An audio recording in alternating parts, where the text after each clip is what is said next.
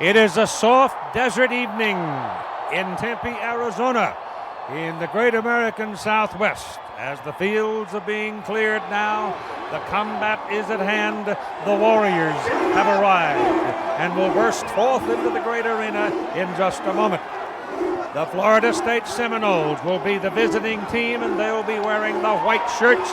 And here come the Seminoles.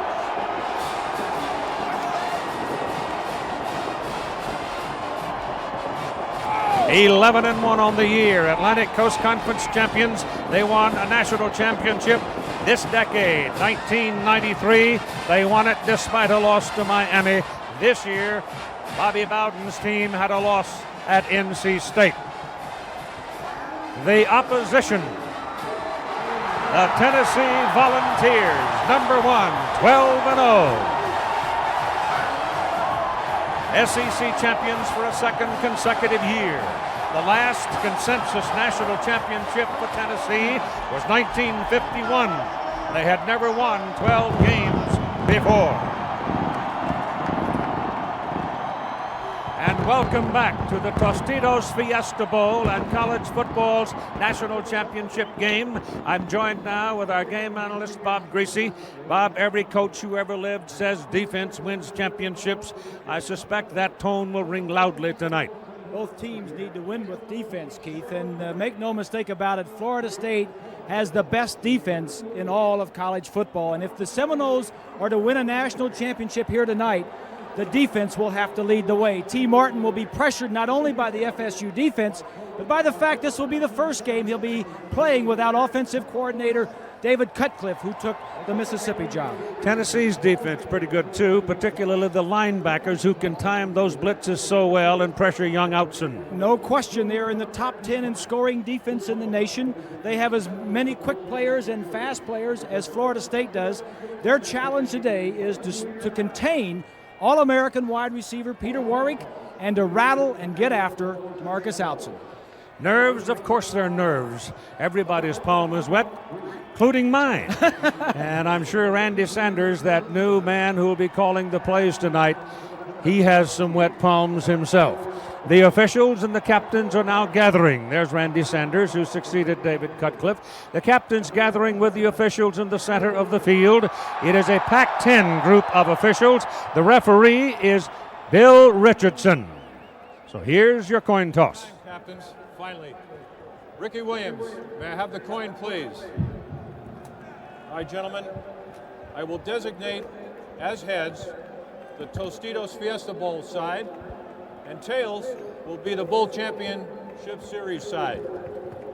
Captain Green, Florida State, what is your call? Tails he calls. Tails. Tails is the call. It is tails. It's your choice. Kick, receive, or defend the goal. You will kick. They will kick. Florida State will kick. Check that again. You want to kick, or do you want to defend the goal? You want to defer till the second half. Okay, Florida State wins the toss, defers to the second half. Tennessee, kick, receive, or defend the goal? You want the ball. You will receive. Florida State will kick. Which direction? Kick that direction. All right, turn them around, men. Tennessee will receive to start the ball game. All right, gentlemen, take charge, play hard. We're ready to go. So we're ready to play football. Tennessee will receive, and Florida State will be booting it. And Philip Fulmer, you see his numbers there. The Eddie Robinson National Coach of the Year. Look at it, 66 wins on 11 losses. He's Tennessee to the core. Born and raised in Winchester. Played at Tennessee, lived there all of his life. And he may be there a very long time to come. He just got a new fancy contract. Bobby Bowden, a legend already. The Florida State program under Bobby Bowden designated a dynasty by the NCAA.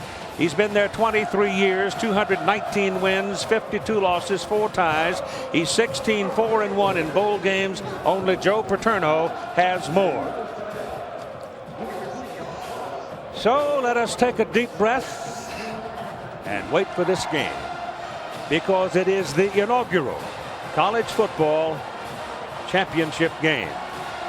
There will be three more of these, a total of 4 to be played, and each year there will be some tweaking in the selection process, and eventually who knows what may happen. But for 4 of these events, you're looking at and having gone through the kind of seasons that you will have to determine the 2 teams to meet in your championship game.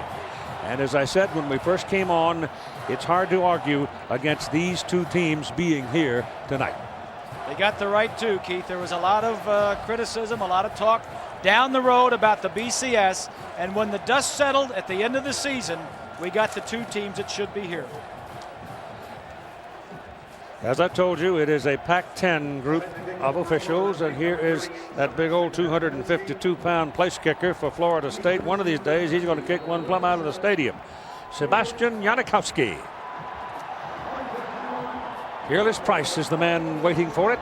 He is a wide out, and he can take it the other way in a breath. The game is on.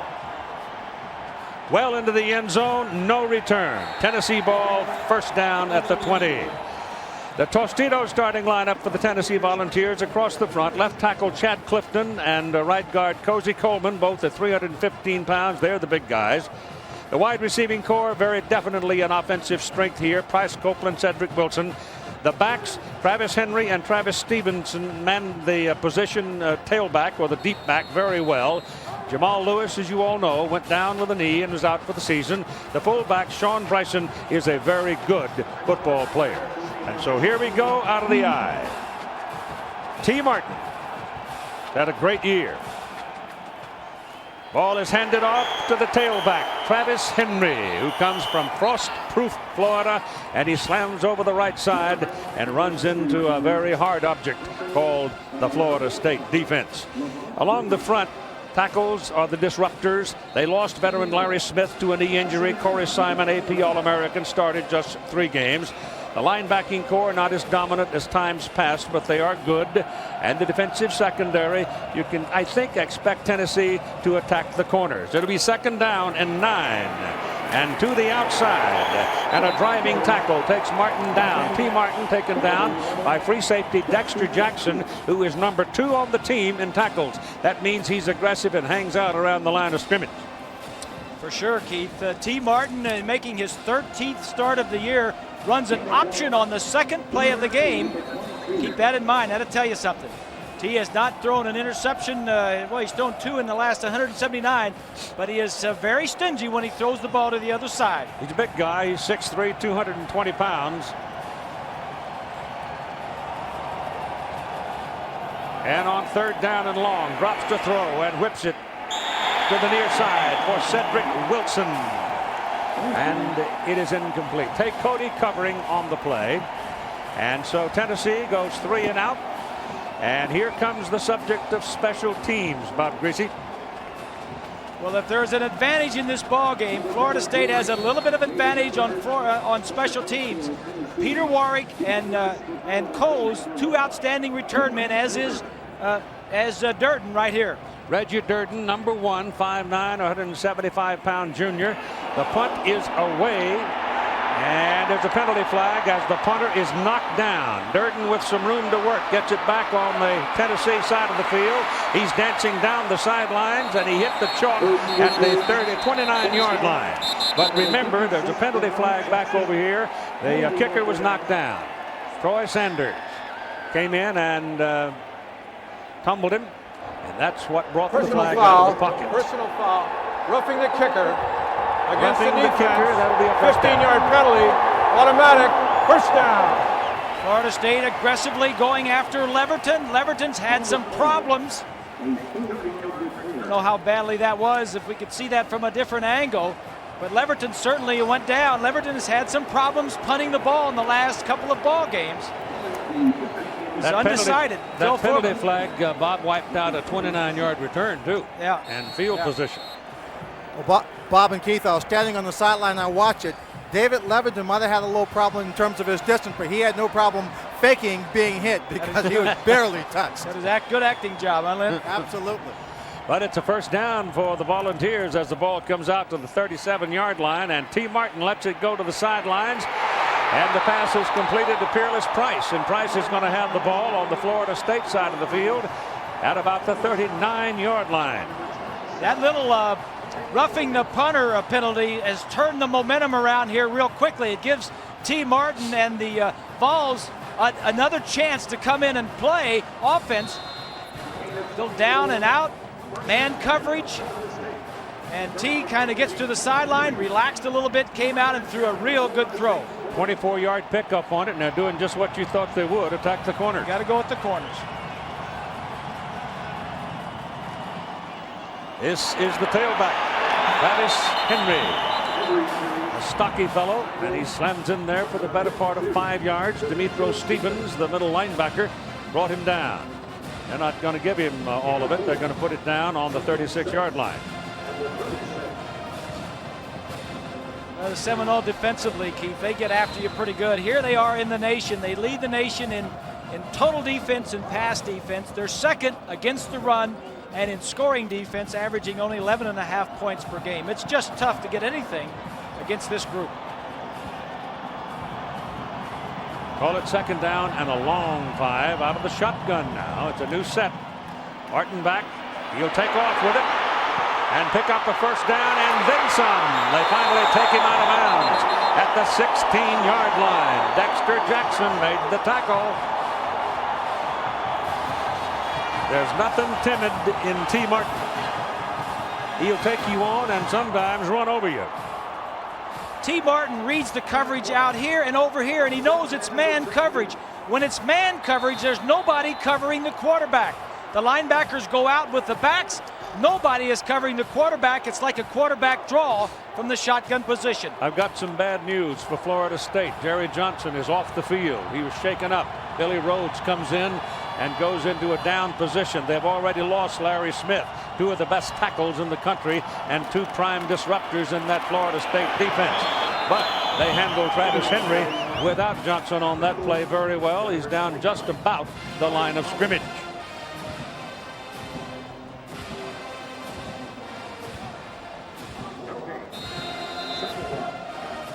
Tonight, ABC brings you 1st and 10, the gold-colored line that looks painted on the field actually being electronically generated by us. It's a visual reference for you, the viewer, so you can know the yard line and where an offense must reach for its first down. I like it a lot. You're just lazy. I like to know how far they got to go to get a first down. Ball is inside the 15 and down to the 13-yard line with Sean Bryson, the fullback, getting a carry. T. Martin's under a lot of pressure tonight, but also Randy Sanders, the new offensive coordinator. He was the running backs coach. There's Randy up in the press box. In fact, he's right next to our booth. This is a new spot for him. He's usually on the sidelines. He's been an assistant coach at Tennessee for several years. He was a quarterback there. First time in the booth calling the plays. And Jerry Johnson is back in at tackle for Florida State. T. Martin turns and gives to Henry, and Henry is knocked down behind the line of scrimmage as David Warren, number 99, came blowing in like a fallen pine and got him. Well, this Florida State defense, Keith, and David Warren is a backup defensive end. Mickey Andrews, the coordinator, will play a lot of players. A little twist there. The defensive tackle goes out. The defensive end, Warren, comes in right into the hole where the runner is. And the loss is back out near the 17-yard line. Here's the field goal try now by Jeff Hall. Jeff Hall, who's going to hit this one from 32 yards. He is 19 of 24 this season. And it is no good. And that is rare. From 32 yards, Jeff Hall doesn't put it down the pipe. Got to be just nerves, Keith. Probably is. Wide right. Bobby Bowden knows about wide right, doesn't he? So Tennessee gets a break on its initial possession, but they come away empty, and Phil Fulmer now will fuss about that. He's going on to the next series. Now it's Bobby Bowden's turn. Like Bob said a moment ago while we were away. One side got rid of its nerves. Now we'll get rid of them on this side, and then we'll have ourselves a knockdown, drag-out football game. Here comes Florida State's first offensive play. And they're going to start in the shotgun. Young Marcus Outson is the quarterback. There are 3 wideouts on the field. There's a man in motion, is Dugans. They hand the ball off to Travis Minor, breaks the tackle, gets away to the 25 and the 30, and he picks up a first down as he moves it on out about the 34-35 yard line. The Tostitos starting lineup now for the Florida State Seminoles. The front, good solid group, young, 4 sophomores, 1 junior. Wide receivers, very definitely a prime strength as long as Peter Warwick's upright. All of them are burners. In the backfield, you know about the quarterback, and we'll tell you more about him. You might want to watch number 31, Lamar Glenn, some tonight. He is a thumper of a blocker. I would imagine Mr. Glenn and Mr. Al Wilson will get acquainted a couple of times before the night is done. They're staying in the shotgun. This quarterback can run. They throw it away to Warwick. Warwick slides by the first man, slides by the second man, picks up another first down for Florida State up at the 45. They want to get Warwick the ball every way possible. You got that right, Keith. Peter Warwick is their go-to guy. They need to get him the ball. He is dangerous. Put him in motion this time. Peter Warwick right here going across the formation. They're just going to throw the ball out to him. It's like a wide receiver screen. Gets it behind the line of scrimmage. The other 2 receivers out there do a nice job of getting a piece of somebody. This man is dangerous once he gets the ball. He can run. That was called a rush by the official scorer, too, since it was a lateral pass. That's Warwick, number 9, coming in motion. Same play this way. And batted down. It's a lateral. You better get it out of bounds, and they finally do. It was tapped, I think, wasn't it, by Sean Ellis? Yes, it was. Defensive end getting upfield. The ball was thrown backwards. Possibility of Ellis taking that thing home, too, if he could have held it. Florida State every time now, every offensive play. There's, you see the tap. The ball was backwards. And that was going to be a pass, Keith. The receiver on that side was going downfield. And it was a lateral. And Warwick was a quarterback in high school. That was a pass early in the ball game. The ball was batted out of bounds by Warwick, however, and that's not legal, so they're going to penalize them 5 yards. That's the official's call on it. And Warwick was trying to retain possession of the ball rather than have Tennessee come up with it. Well, he knew it was a backward pass, so he knew he had to get after it. It was a play, it was a pass, it was a lateral pass. That enforcement, illegal batting, half the distance to the goal, lost it down. Well, Keith, we talk about Peter Warwick being a playmaker, and when we talk about him, we show a graphic that talks about touches. How many times he touches the ball. Now, he's averaging a phenomenal 8 touches per game, 18 yards per touch. He's got 7 games over 100 yards. Now, when you have a guy like that, they're going to continue to throw the safe, easy pass, the quick screen, the short screen, and let him do the work. Keep in mind, when he did catch that one screen, Bob and Keith, he caught it at the line of scrimmage, and it was his moves that got him 10 yards down the field. All right, Swanee. Well, the referee, Bill Richardson, has redefined the interpretation of the rule and penalized Florida State half the distance to the goal line. So they're backed up inside their 15-yard line now. And they'll try to run it with Minor. Oh, what a block on the corner for Travis Minor. And he almost got loose on the sidelines. He hit the chalk at about the 37-yard line. But what a block on the corner to get him going. Florida State has come out wide open, calling their best plays, fake reverses. Here you see it, a little toss to the left side. A little fake. Glenn gets a good block. That's Glenn, boy. Yeah. And Griffin just misses the tackle. They ended up, they needed about 35 yards. Now it's 15 yards to go for a first down. That was a big play.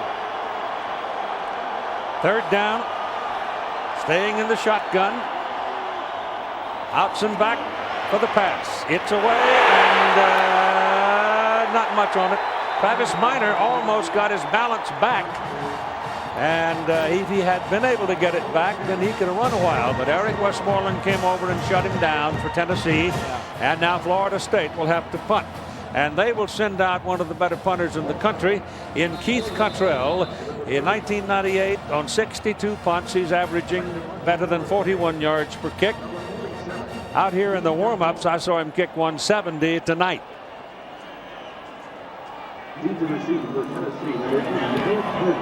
Parker waits under it for Tennessee. Goes back to the 25. Low driving kick that gives you time and room to return, and he does.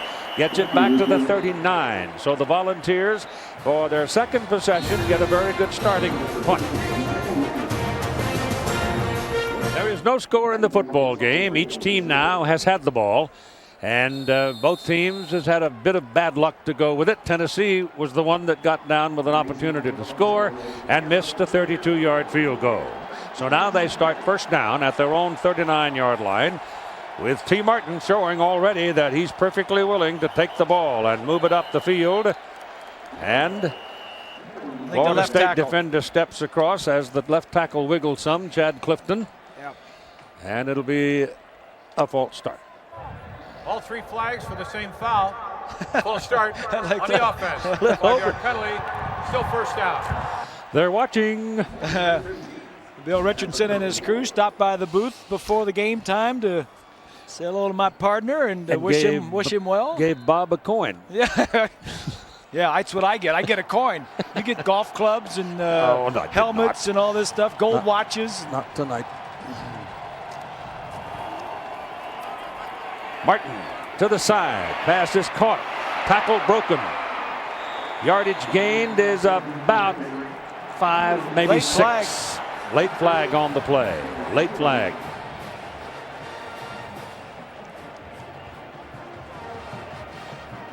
I think that's going to be a late hit on one of the Seminole defensive backs.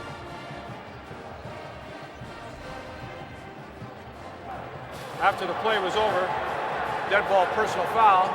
A late hit against the defense. 15 yards. Automatic. First down. This Florida State defense is a very physical. Watch number 11. It's down, and that's the good call. That's Dexter Jackson. This is a very physical, aggressive defense. That's the way Mickey Andrews likes it. The other side of that is they've been the most penalized team in the conference year after year after year. That's the third 15-yard penalty, Bob. They've had to roughen the kicker. They've had batting it out of bounds down here, and now this. That's 3 flags and a total of 44 yards. That's a good point. Good point. So right now they're helping Tennessee. The Volunteers have the ball first down at the Florida State 42-yard line. Martin hands it off to Henry. That's a good solid run by Travis Henry, and he has gone for almost a first down. Might even have it before Clevin Thomas brings him down. Nice trap. Cozy Coleman, the right guard, pulling and trapping. Watch him, number 52 right there, working on the defensive end, Bryant. That's one play that Randy Sanders will keep in mind and come back to it. Good trap play. Need about a half a yard for their first down.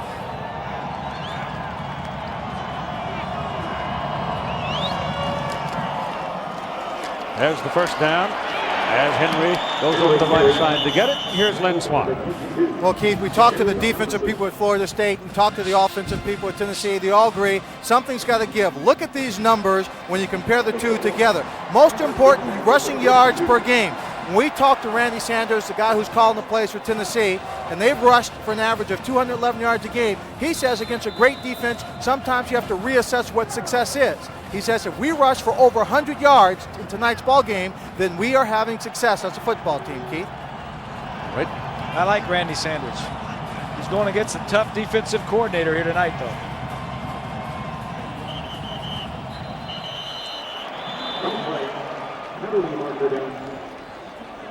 Hear the comments of Bobby Bowden on having a new man. Foul on the offense for a false start. Lineman flinched. So let's listen to Bobby's comment on having Randy Sanders in the box calling the plays. We call plays get into patterns. You know, and you try to find that pattern, man, and have the regular defense waiting for it. And so now then that's gone. Now we got a new guy. We're not sure how he'll call it. You know, he might want to run in passing situations and pass in running situations. So it'll take a while, I'm sure, for Mickey to find out what kind of pattern this guy's in. But he will find out. Here's the pitch.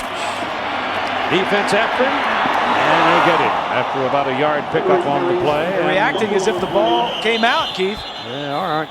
And it did. Florida State took it away from him. Well, the first guy hangs on to the ball carrier, and the next 1 and 2 go for the football.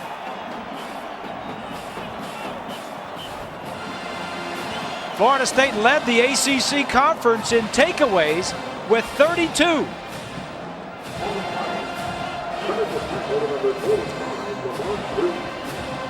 That's Simon 53 that grabs onto him.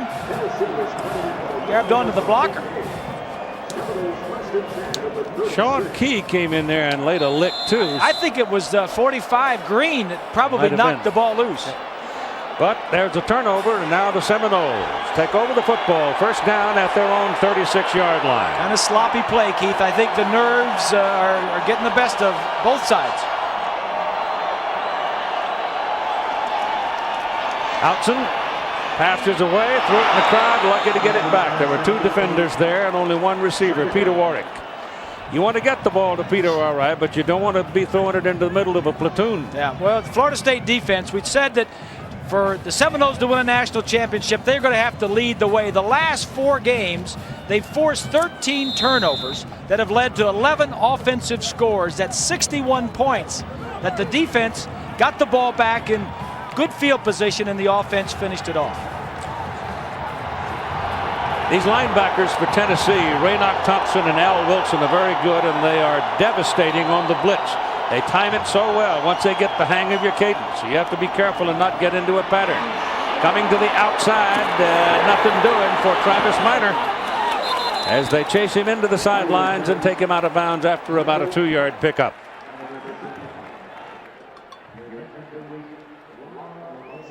Marcus Outson, that time they got him outside the pocket. That was a pass that should have been completed.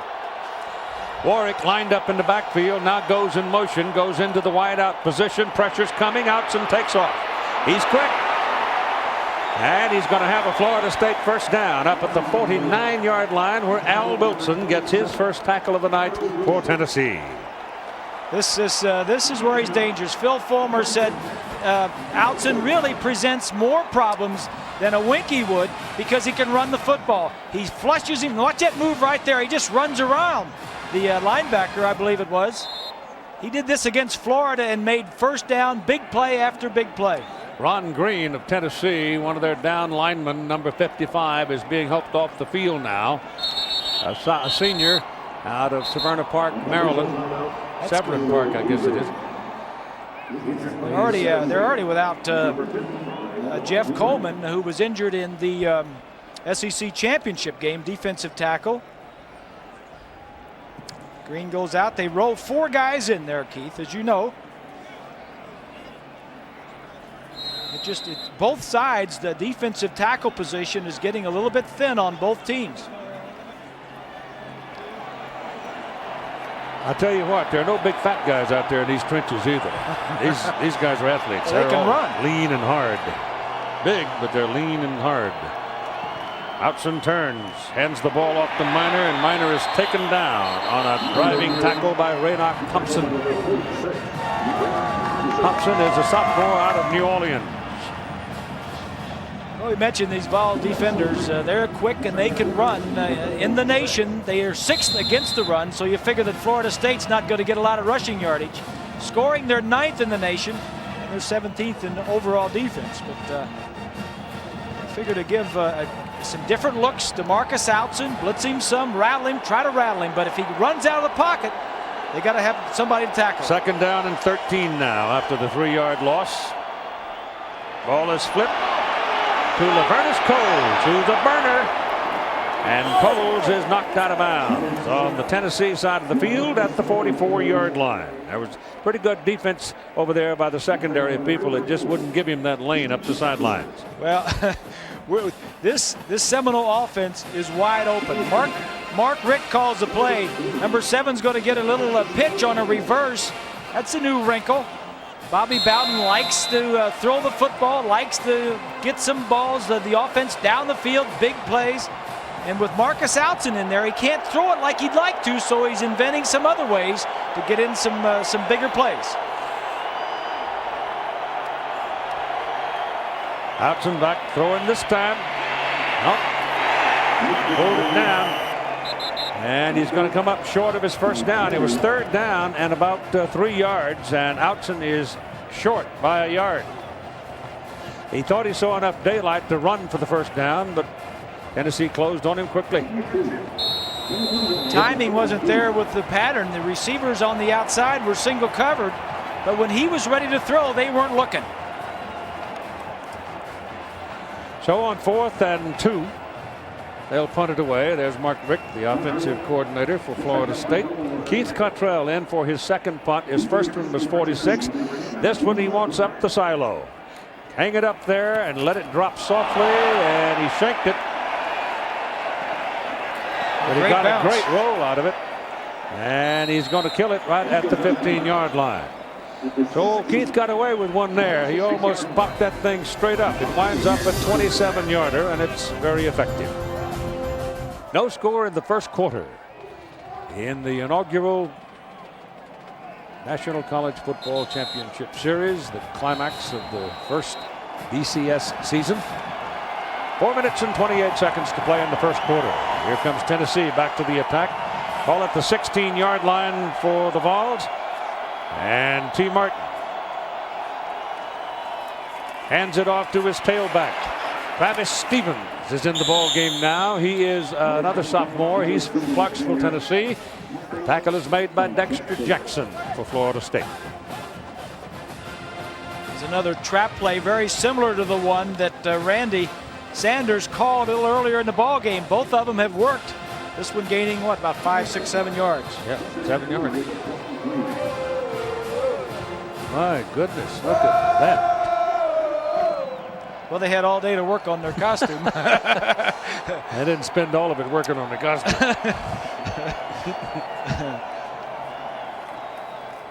Tailback Stevens again. This time he's got Rackley on him. And Theon Rackley takes him down just about the line of scrimmage. Well, the defensive tackles are the primary players. 92 is Johnson, 53 is Simon. You can't move those guys out of there. Simon does a great job on 2 guys, gets over there and makes a mess. Simon wasn't even a starter. He was behind Larry Smith and Jerry Johnson. Started 3 games this year and played so well that he made All-American. Torrey Simon. 0 of 2 tonight. Look at that. The last 2 games, 1 of 32, the offense against Florida State's defense. Martin under the center after a loss of a yard. 3rd and 4. Penalty flag is thrown before the snap.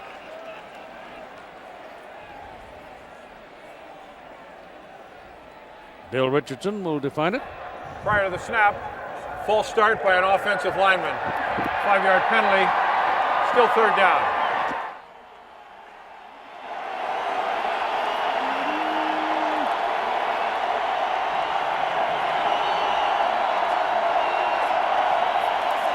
Martin gets some pressure, pulls it down. He's behind the line of scrimmage and taken down.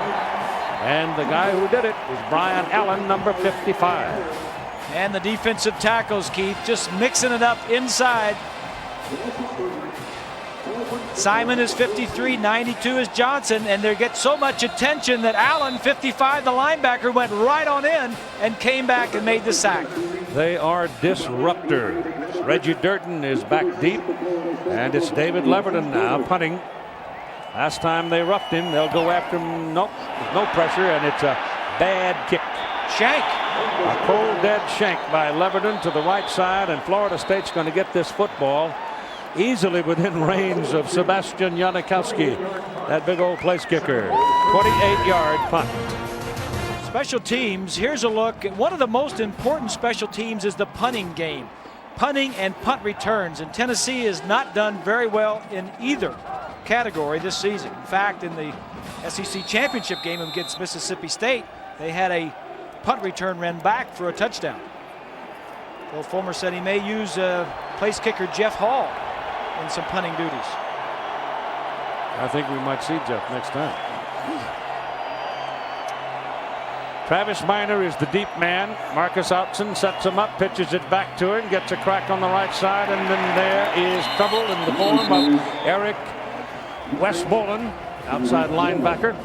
20, Keith, Ron Green, the defensive tackle, 55, who was hurt, he sprained his his right knee, and will not be available for the rest of the game. Keep in mind that Steve Johnson also bruised his left knee, and when you get into a real physical contest, Keith, this is what you expect. Johnson, however, is back in the game. Florida State has run it 10 times, thrown it twice so far in the ball game. That's not the norm for them. And the ball's going deep down the middle, and it is incomplete. Martin Rick went for it with Lavernus Coles, but there were 2 volunteers back there to cover on the play. Deion Grant, who's become an outstanding free safety, and Dwayne Goodrich. Exactly, Keith. Grant, number 7, was not fooled. It was play action, and they tried to go deep. A little slow play action where the safety may have to commit, and he just threw it down there, double coverage, and Coles just goes up and makes sure it's not intercepted. Just get it down. Well, they're in position and they can pick up 1 first down. They're easily within Janikowski's field goal range, but they may not get it because they've lost 3 yards. They're looking at 3rd down now and 13. That pass to the sidelines is off the hands of Lavernus Coles. It was thrown inside, and Coles was pretty well covered on the play by Johnson.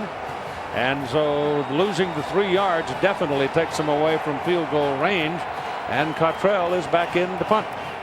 Here's what you're getting: tight coverage and a blitz, and they're doing this. They've got 8 guys to stop the run and tight coverage on the outside.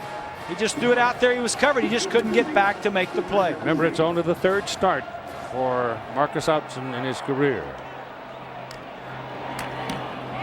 This time the punt's a little bit better, but depends on the bounce, and it's a good bounce. It's going inside the 10-yard line.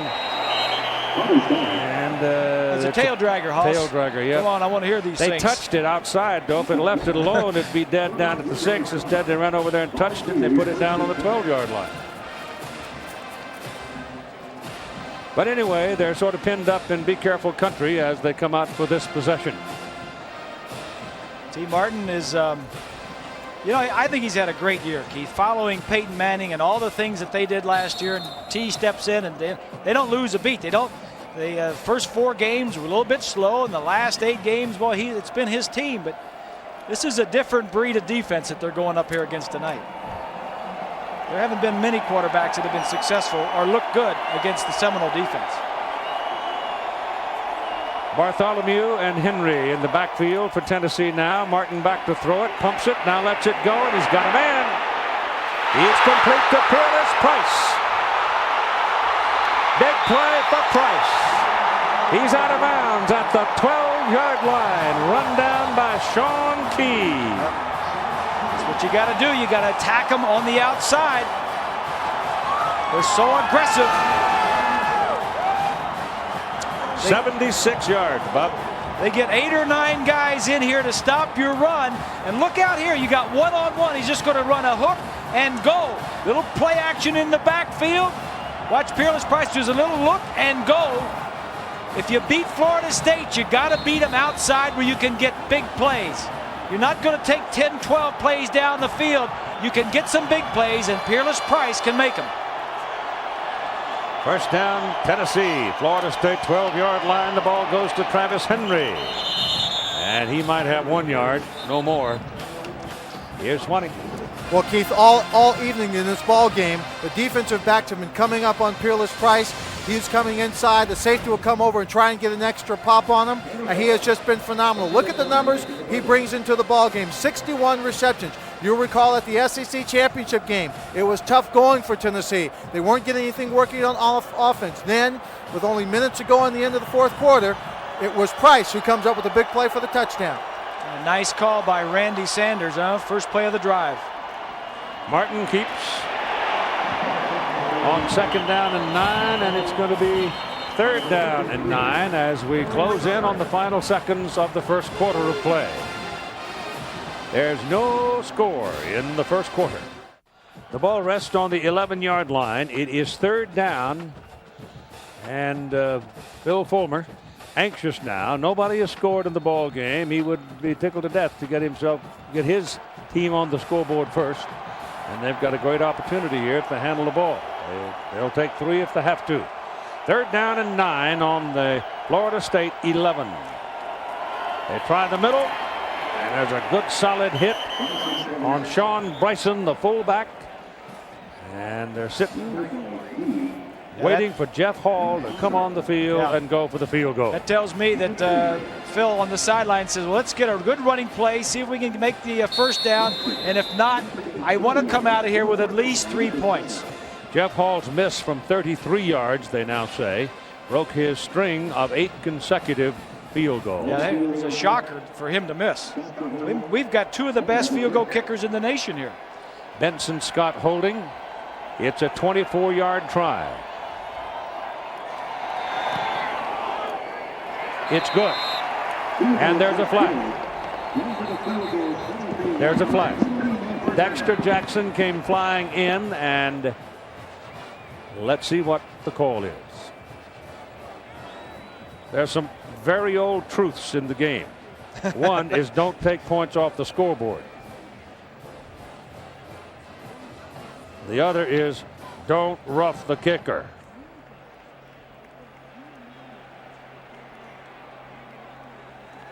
Well, you may see something here, Coach. It's like the offense is coming back on the field. It does, doesn't it? Personal foul, roughing the kicker. The penalty is accepted. Field goal is taken off the board. It's an automatic first down for Tennessee. Bill Richardson said the words, we're taking the points off the board. Here's a look. Oh, that's a little picky. That's the thing. The thinking is there's a kicker with 1 foot in the air. You got to protect him. It's almost an automatic call. Yeah. If that foot's off the ground. Yeah. It's almost. Safety. That's what it's there for. That's true. That's the total judgment of the referee, and he's made 2 judgment calls on kicks. Here are the Volunteers inside the 5-yard line. 1st and goal to go on the 4. Hand the ball off. A little flip pass into the end zone. Is it? No, it's not caught. Bounced. So they tried a little something fancy with Travis Henry, and he didn't get enough air onto the ball, and it cost him a touchdown.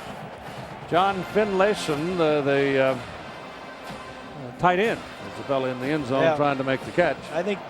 I think this shows you the respect that Phil Fulmer and Randy Sanders has. A little quick handoff and then a little quick push. Finlayson's only caught 4 passes this year. He was wide open. I don't know if Henry hasn't thrown more than 1 or 2. Didn't look like it. He's trying to sell it. Martin passes away. Passes caught. It's touchdown. Sean Bryson, the fullback.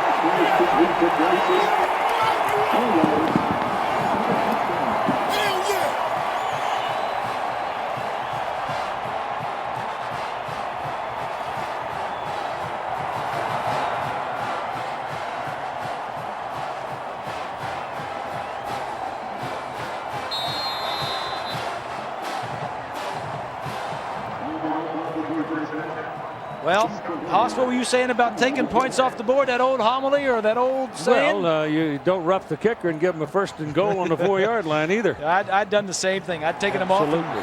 6 plays, 88 yards, 2 minutes and 2 seconds. And the Tennessee Volunteers have broken on top by a score of 7-0 after 55 seconds of the 2nd quarter.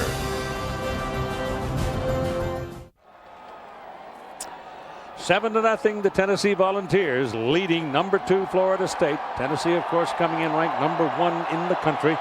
Key plays on that drive of 88 yards. Obviously, the big one on the pass to Peerless Price of 76 yards, the longest play of the year for Tennessee. And then roughing the kicker, Dexter Jackson has been nailed twice now for fouls that have been very expensive. There were 2 close calls, but I think the second one with the field goal kicker, I think that's a legitimate call because his foot was in the air, and that led to the touchdown.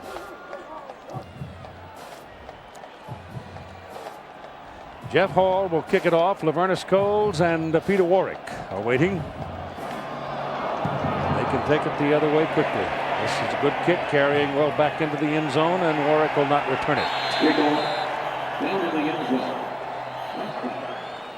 Let's go back to the touchdown. The receiver here is going to go in motion and then upfield. The man that's going to catch it is the fullback, Bryson, as the quarterback, Martin, kind of rolls this way, buys himself some time. Fullback slides out into the route, and Dexter Jackson appeared to be the coverage guy. And right there, Randy Sanders, that's the first touchdown of his offensive coordinator as University of Tennessee. Yeah, I'll bet he feels better. At least he hadn't cracked the glass. We had one do that this year. So it's first down, Florida State. Noles are just beating themselves right now, actually. Outson back, gets it in the air. The pass downfield is caught by Dugan. So Marcus Outson hits Ron Dugans down just short of midfield, and it's first down, Florida State. These two defenses are going to shut down your run, and they're going to play man coverage on the outside, and your receivers are going to have one-on-one. He was covered, but Outson just threw it out there, and Dugan saw it, came back for it, and made the play. You got to put the ball up in the air like that and give the receiver a chance to make a play. Exactly, and that was almost like an underthrow intentionally. So first down from the 49 as Warwick goes in motion. They've managed to handle Peter so far tonight. Outson puts it over there, and that's picked off, and that's going to be 6. It's Dwayne Goodrich, touchdown.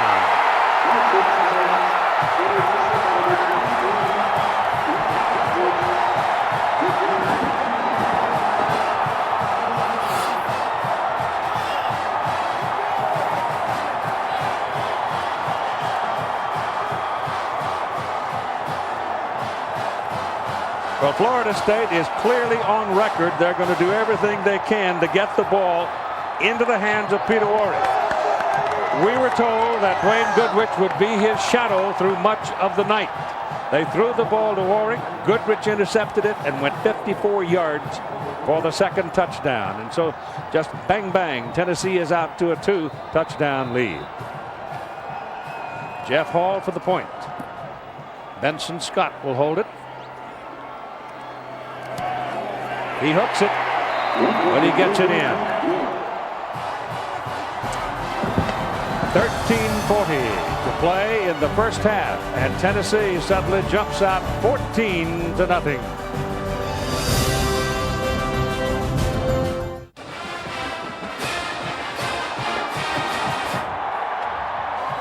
Well, we said there'd be some big plays in this game defensively, and there was one.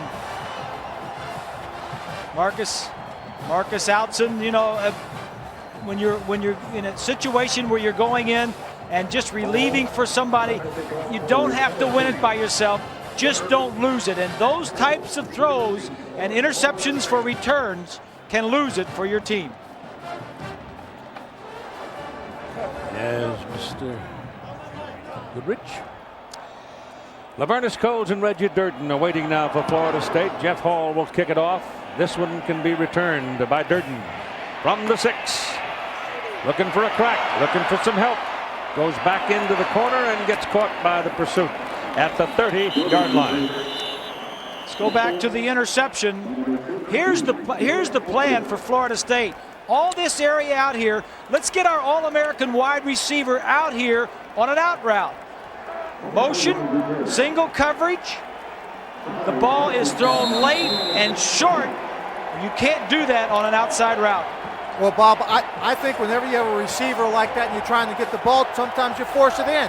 He never got Goodrich to turn his shoulders. Goodrich was in perfect position. Outson should have never thrown the ball. Outson now back, hands the ball to Travis Minor, and Minor slashes over at the right side, and coming up out of the secondary is Fred White, number 2, to get the first contact. Gain on the play is about a yard. All right, here's our Nokia team comparison.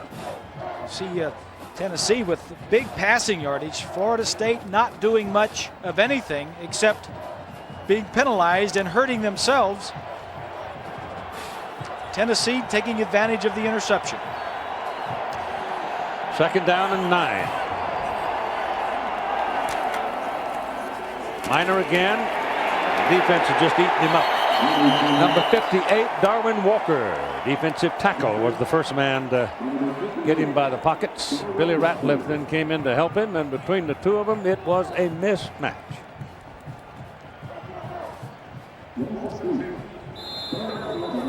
Bobby can't be real happy with the play of his team. Special teams, which were a plus coming in, hurting him, and then the inexperience at quarterback. And the question is, can you win a championship with a third-string quarterback? And they need to get the ball to their All-American wide receiver Warwick.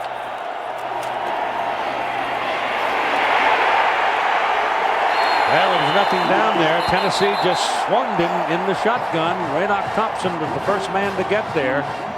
And the Seminoles don't look very healthy right now. Good pass rush by the defensive front for the Volunteers. Did a nice job of containing him, keep the rush upfield so he can't get outside the rush. He looks to run, and there's no cracks, no places to go, and the sack. Eric Parker, number 80, is waiting for Tennessee. The punt is out of there by Cottrell. It's a beauty. It's over his head. I think he might have lost sight of it. Now he catches it inside the 20, and he is decked at about the 22-yard line. Robert Morgan. Here's our Aflac trivia question. Now it's time. What year did Keith Jackson make his ABC college football announcing debut, and which teams played? I know the answer to that. We'll be back with the answer in a few minutes. You should know that. Might be surprised. T. Martin turns, hands the ball to Travis Henry. And the Tennessee Volunteers, who came in ranked number 1 in the country. Last time Tennessee had an undefeated football season was 1938.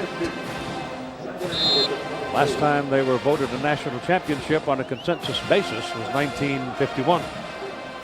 Phil Fulmer, 66-11 in his 7 seasons over there.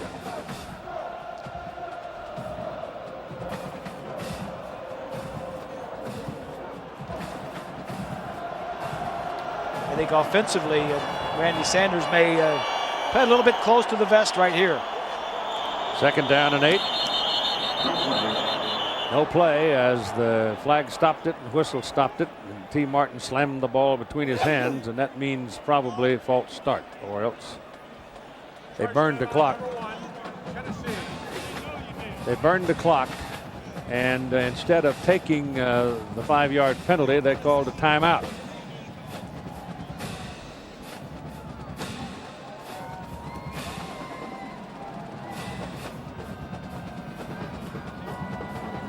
Look at Randy Sanders making his first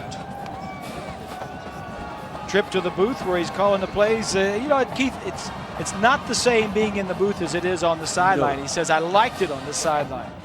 He says, I liked looking at their eyes when they come over to the sideline. He and Martin had a lot of conversations on the sideline. They became good friends, so that's not a problem. They kind of grew up together. You know, Peyton Manning and David Cutcliffe were kind of the item, and then T. Martin and Randy Sanders. That's Pat Washington standing there with him now, and Pat Washington is now playing the role that Randy Sanders used to play when Cutcliffe was upstairs.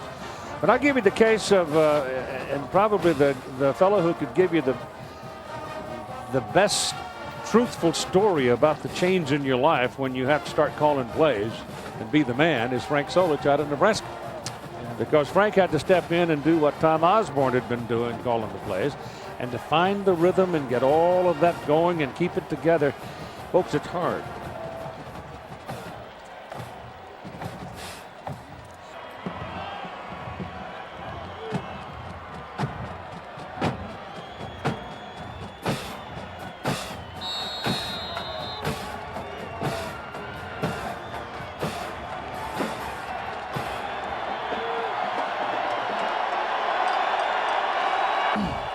Second down and 8.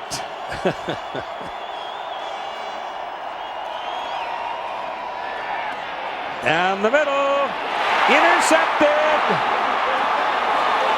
Gibson out of bounds, just short of the goal line. Derek Gibson.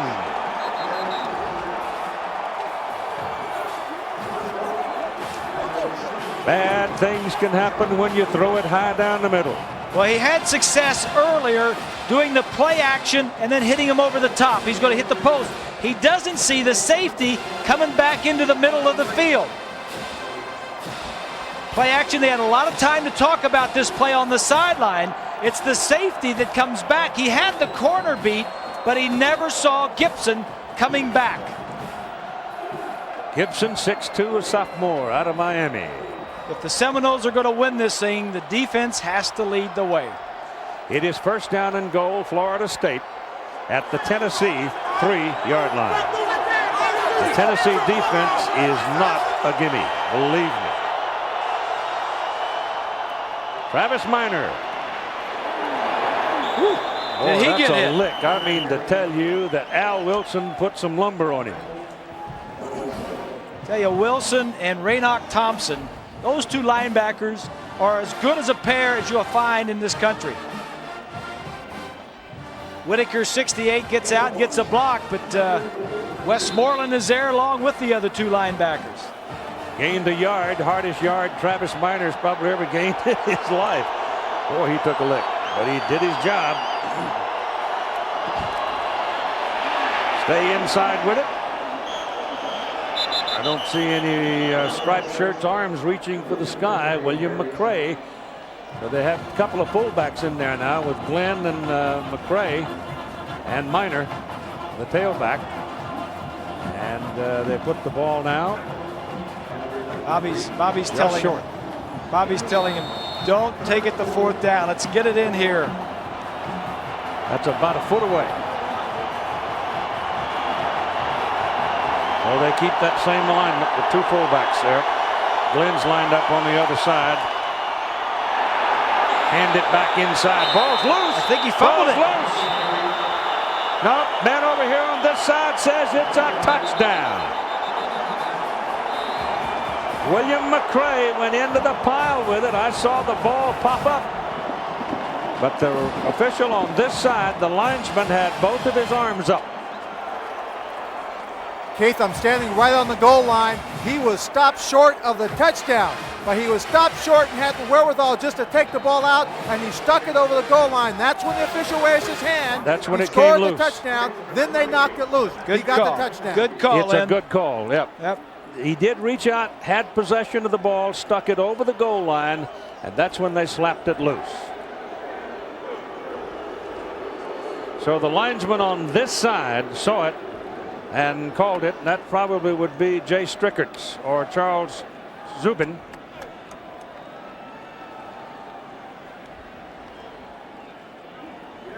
Take a look at this. Look at the linebackers going over the top. This is a good play. Look at him going early, and the fullback goes underneath him, and then right there sticks it out across the line. And then they slap it out. And then they slap it away. Yep. The rest of the officials, the umpires, Walt Wolf, Jay Strickerts, the head linesman, Matt Gilchrist is the field judge, Colin McDermott is the side judge, Buddy Horton is the back judge, and the alternate is Dave Kataya. So the Noles get on the scoreboard. We're waiting for the extra point try from Janikowski. The score comes with 8:59 to play in the first half. It's been a very sloppy football game. Well, when you have defenses this strong, you're going to have sloppy play. Right. 2 touchdowns now have been generated by mistakes from the offenses. Yep.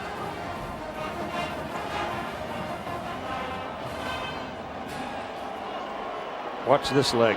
This is 250 pounds of fury. There's when he approaches the ball, he almost attacks it, but that's going to be a penalty flag against Florida State, I think. Looked like Donald Heaven might have wiggled, but it won't bother this guy.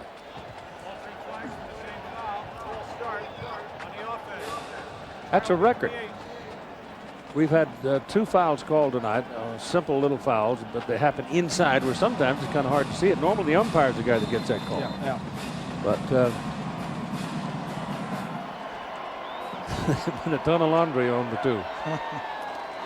He pops it. It's partially blocked and hits the crossbar and is no good. That's dead ball. It's Dead a dead ball. It was a bad snap. Bad snap. Bad snap. Never got it up. Well, I tell you what, nothing is going to form here tonight. Anything that can go wrong is going wrong. Yeah. If he stood out there for 3 hours, he couldn't do that again. It tipped somebody, just barely. It's 14-6 after the Noles missed the extra point try. The snap was inside. Marcus Outson dropped it, had to put it back down. And Sebastian Janikowski hit it fat. Didn't get it up high enough. Somebody tipped it. And now Peerless Price is waiting to return the kickoff. But the Noles do get on the board to make it a 14-6 ball game. And here's the kick. And that's not up to form either. It's taken down at the 6-yard line by Price. And Peerless is out across the 25 to about the 27. Let's go back and look. Ingram was the center. Outson is the holder. Snap is going to be to the inside of the holder. Gets it high. And, that's on the center. That's a bad snap. Everybody's got some nerves. Ingram does not play. He is an offensive lineman but doesn't play. So the only time he gets any action is when they have a field goal or an extra point. So it's now back to the defense for Florida State. Tennessee comes out with the ball. Travis Stevens is the tailback for the Vols. Martin gives it to him. Looking to the outside, and he's tracked down just about the line of scrimmage with Dexter Jackson back on the field now. Chris Hope had the last series. Here's Swanee. Well, Keith, we're talking about sloppy play by both these teams. How about the amount of time these guys have been not playing a football game? Bobby Bowden's football team hasn't played the game in 44 days. And of course, in Tennessee, Fulmer's team hasn't played one in 30 days. That's a lot of time with not getting in the game situation, Keith. A lot of time for pumpkin pie. Tailback, Stevens broke the tackle and picks up a first down. Ran right through a tackler and moves the football. He got away from Stevens, the middle linebacker, and finally Thomas tracked him down. He did, and the defense was late getting in, and the Seminoles lined up late. Nice block there by, is it Clifton? No, that's Coleman, 52. This play has been good all night. The trap by Coleman and Rito. Running to the left side. And they've got a first down out at the 43-yard line.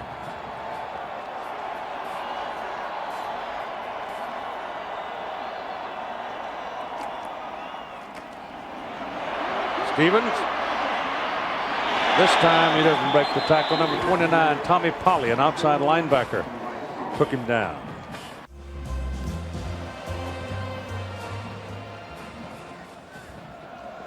Nighttime in the desert, the land where the Chiricahua used to hunt and live. I don't know about that, but it's been very pleasant while we've been out here. Here, penalty flags all over the field, and again there's movement along the line of scrimmage. Dead ball foul. There's no option here. Dead ball foul, both flags for illegal procedure on the offense. Earlier we asked you the Aflac trivia question. What year did Keith Jackson make the ABC College Football announcing debut, and which teams played? And the answer is, Keith? 1966, Clemson Duke. Clemson beat Duke 9-6. Frank Howard was the Clemson coach and Tom Harp, the Duke coach. Second down and 14. Martin's pass to the sidelines is overthrown, out of bounds, and incomplete. Peerless Price was the man going up the sideline. And that look that T. Martin is looking out there to Peerless Price. He kind of touched his face mask. He was expecting Peerless, I think, to stop and come back on the coverage. Got coverage. He's running a fade route, and he throws it as if he was going to stop. There's some miscommunication there. So it's 3rd down and 14 now for Tennessee. Blitz coming. They pick it up, throw it outside, and it's an incomplete forward pass, and there's a penalty. Play was stopped, I think, anyway. Yep. You know who my color man was on that game in 1966? I'd be interested to know. Jackie Jensen. Jackie Jensen. Yep, that's the name out of the past, huh? He was a baseball player. He was the All-American fullback at California, too. Prior to the snap, false start by the offense. That is the 5th false start on Tennessee, Bob. That spells nerves, doesn't it? Yes. Your ears are humming, your mind's turned to oatmeal, and you're looking at a side hill 3-footer for $150,000. There you go. Tennessee is not converted on 3rd down yet here tonight. They're 0 for 4. And Florida State's kind of used to shutting people down on 3rd downs. 3rd and 19 now. Yeah, but their second half stuff is spooky. I mean, it's scary. Martin, draw back. Trying to get outside where he's got some help, and he can't get there. So they'll have to punt it. Dexter Jackson and Ryan Allen tracked him down.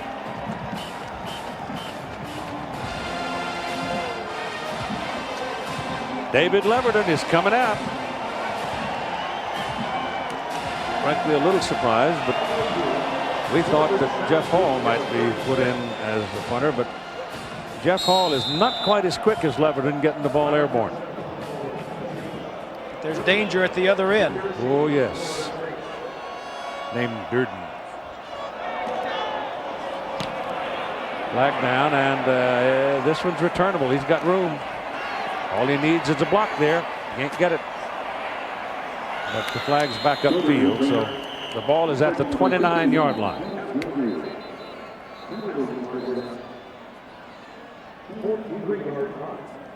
Good kick by Leverton that time. It's a procedure. They'll probably have him kick it again. Yeah, I think they probably will. It's a 44-yard punt with a 9-yard return, and they want him to do it again.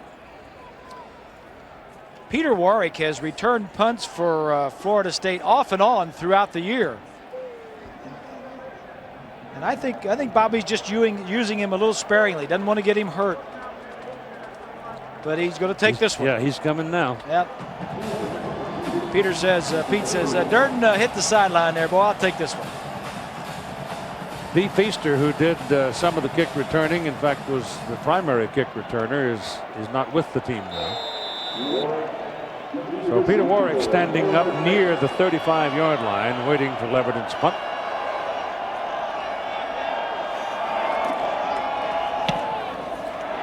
That's a better kick. Peter has to go back to the 23. 3 guys. He got away from 3, 4, 5. 6th one got him. Leverton, the punter, finally made the tackle. And that's why we keep looking for Warwick to return these punts. 47-yard punt, 51-yard return. The first move is the best. Watch from behind. He's going to have 3 orange shirts right in front of him. 3 of them right in front of him. This shot may be too tight. You see 2 of them, and he just, you don't teach this.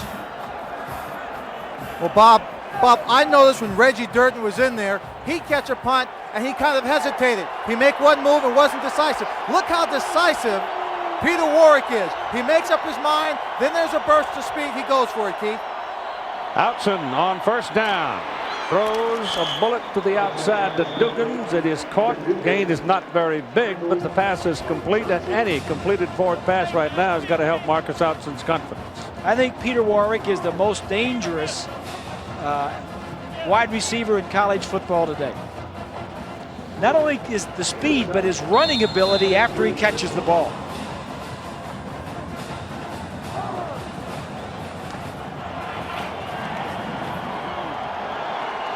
From the 20, 2nd down. Call it 3. And the right side, the right tackle, Ross Brannon, broke. False start. So that's a 5-yard penalty. Both flags for the dead ball, false start by the offense. Oh, it's a mistake. It's a little thing. It's 5 yards. It's a nickel. But if you get enough nickels, first thing you know, you got a quarter, and then you got a heavy sack, and you ain't going anywhere. Oh, it's been fun. What have they got now? 6 penalties, 7 penalties, 6 penalties. Wow. 25-yard line. Peter Warwick is being shadowed by Dwayne Goodrich, number 23, who intercepted a pass and ran it back for a touchdown early in the ballgame. 2nd down and 8 now. Outson takes off on a quarterback draw. Finds some daylight in the middle. Takes a little abuse from Darwin Walker as he's taken down at the 15-yard line. Darwin Walker is a defensive nose tackle that caught Marcus Outson from behind. But he got a 1st down. Yeah, this is a little option play like a sweep. I mean, that's just a great play. I mean, he had running room in front of him. And look outside, Warwick, number 9. Of course, it's a running play, so he's not running very hard. But there were a lot of orange shirts out there. They had 3 wide receivers. Here's the circumstance. There are all the vitals right in front of you. 14-6 Tennessee lead. The time remaining in the first half of play. It is 1st down for Florida State, just short of the Tennessee 15-yard line. And for the first time tonight, you sense that the momentum may be changing a little bit. But it's been a defense, despite the fact you've had that one big play, primarily it's been defense so far in this game. So the nose will go with the tailback, Minor. He's searching for any kind of a crack, and he finally finds about 2 yards worth near the sideline. It was a fake reverse to Warwick, Peter Warwick, hoping that they'd take some Warwick would take some volunteer defenders with him, but didn't work out that way. That's Overstreet, a true freshman, doing a nice job keeping the containment, forcing it back in. You know, out of the 90 players that Bobby Bowden brought here, Overstreet kind of hobbled a bit. Only 10 of them seniors. Minor now has 9 carries in the game for 37 yards. Outson back. Throws it. Completes it. Warwick. And Peter steps out of bounds a yard short of the 1st down marker. Over there covering was Goodrich. Goodrich has been his shadow tonight. It's a nice route by Pete Warwick this time. He comes down. He's going to sell the slant and get Goodrich to really jump inside. And Outson does a nice job on the run, get the ball outside. It is 3rd down and 1 for the 1st down. The ball is just a bit inside the 7-yard hash mark. Lamar Glenn and William McCray join Minor in the backfield now for the Seminoles. That's Glenn in motion. Outson, the quarterback, keeps it. Trying to get some offensive line surge, but Tennessee went under it, and it'll be close. If you can get under the pads defensively, you can hold that up, and Tennessee almost succeeded, in fact may have. You think the defenses haven't been dominant, Keith? On 3rd down conversions, there's only been 1 3rd down conversions in 11 that the 2 teams have attempted. Tennessee is 0 of 5, and Short. Florida State is 1 of 6. Just short. Now they're 1 of 7. Nervous time, hard time, tough time for that man, Mark Richt. Bobby's got the whole offensive team right there around him, and he is selling, folks. I'll guarantee you, if you ever wanted to see a salesman working, you just saw one. Hey, 2 things he can do: recruit and motivate. That's right. If they don't get this 1st down, give Tennessee credit. They will have made one hell of a defensive stand. Outson dives, and he's at the 5-yard line, and that's enough. Tennessee said, we got the ball, and he had that thing pretty out there like a loaf of bread or a head of cabbage, and they were slapping at it. but that's a first down. Well, it's on the line. We're going to have to measure that one.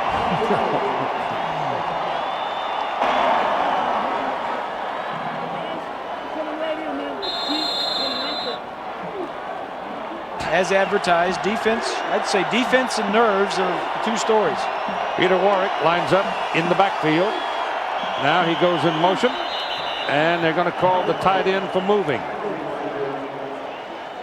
Myron Jackson, when Peter Warwick went by, moved, and that's going to cost him 5 yards. Both flags for the dead ball, false start against the offense. And this is just a killer. Changes the whole situation. Now 1st and 5 on the 5. Now you're backed up to the 10-yard line. Concentration. Focus. Put whatever word you like on it. But it hasn't been a dominant factor in this ball game so far. Florida State tonight. has lost 62 yards of field position because of penalties. They go to the shotgun now for Outson. Quarterback draw. Oh, yep. And look what happened. Number 22, Corey Terry, was in the neighborhood and saw this fellow wandering by in his yard, and he dropped it.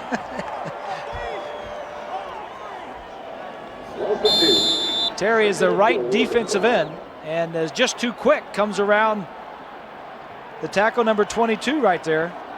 Outson just a little bit late in getting up through the crack. That is Tennessee's 7th tackle for a loss tonight. Their defenders are pretty obvious. 2nd down and goal. Ball is back at the 12. Can't hear. There's a penalty flag, and they burn the clock. Charge timeout. Bob Keith, Marcus Outson was behind center, yelling from the shotgun formation to get the ball back. The center obviously could not hear him.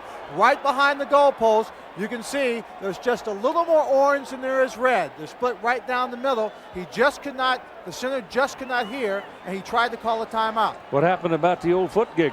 Well, yes, or a silent count. The quarterback lifts his leg and the center sees it. Then he can snap it anytime he wants. But Outson doesn't have control of the entire offense like Winkie and Dan Kinder would have if they'd been in the ballgame. 1:54 remaining in the first half, and the Seminoles right now are struggling. They called the timeout, avoiding the loss when they burned the clock, stopped it just short, hand the ball into the belly of the back. Now Outson throws into the end zone, and it is beyond the field of play. Well, it's an incomplete forward pass. That's a dangerous play. Warwick was down there, but he had a whole lot of volunteers around him. That's a dangerous play. He would just threw that ball up, and that is one of the concerns. Bobby told us yesterday, he says, I'm not afraid of Outson, meaning I have confidence in him. I'll let him do things. But when you get down here inside the 5-6 yard line, you want to throw slants or quick outs, and they're hesitant to let him do that. And then they call a play. They want to say, throw a quick out or throw it away, and then he almost puts it up for grabs. It is 3rd down. 14-6 ball game. Tennessee trying to fight off the Seminoles in the closing minutes of the first half. He's got daylight in the middle. Penalty flag as Outson gets down inside the 5 to about the 3. 2 men in motion, Keith. And you had 2 people moving, and that's going to come back. So Florida State is down here knocking on the door with a chance to tie the ball game, and they have self-destructed. Illegal shift. There were 2 men moving at the snap. The foul's against the offense. The wide receiver was in motion across the formation, and then Outson backed up from the quarterback position before he got the snap. So it's 3rd down. If they decline it, then they'd have the ball down deep. So they're not going to do that. They want to make him come back. There's too many. He just started backing up.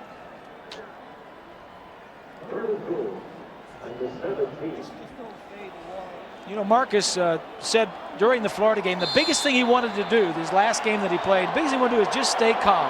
he has a tendency to get overactive and overhyped, but just stay calm, and he did that. And that's what he wanted to do here.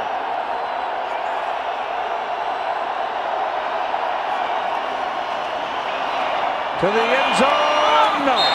Incomplete, intended for Warwick. And Goodrich is hurt. The man who has been shadowing Peter Warwick all night is on the ground hurt. He's just off the field of play, and he's in obvious pain. Well, Bob and Keith, when you've got a playmaker like Peter Warwick, you want to give him the opportunity. And here in this situation, he's the right guy to go to. He's putting the ball up in the air. Now he's going to make a catch, but it's just a little bit beyond his grasp. Just a little bit beyond. They did the right thing. Just take a shot, line up Peter outside, give him a shot by throwing in the ball. He just couldn't make the play. Yeah, Peter fell across the back of Goodrich's leg, and that's where the damage seems to be for Dwayne Goodrich. So it's going to be 4th down and easily within the reach of the leg of Janikowski if they can get the ball set up for him. So it is the left leg or ankle where the damage is done for Goodrich. That hurts Tennessee. It's a big loss for Tennessee, too. He has an interception Goodrich, and 2 tackles. Yeah. Yeah, defending Peter Warwick. Threw it in 5 times. He had that interception for a touchdown. Now they're carrying him off the field. They've already lost defensive tackle Green to injury. Larry Smith is not in there. I didn't see. Did he twisted the ankle? No, Warwick fell down across the back of his leg. Okay. It'll be a 35-yard field goal try now for Sebastian Janikowski. As soon as they get Goodrich to the sideline and get him some comfort. 27 out of 32, big leg here. Last time we had the miscue was not his fault, it was the bad snap. You saw the graphic there where he won the Groza Award as the nation's best kicker. 34 yards they call it.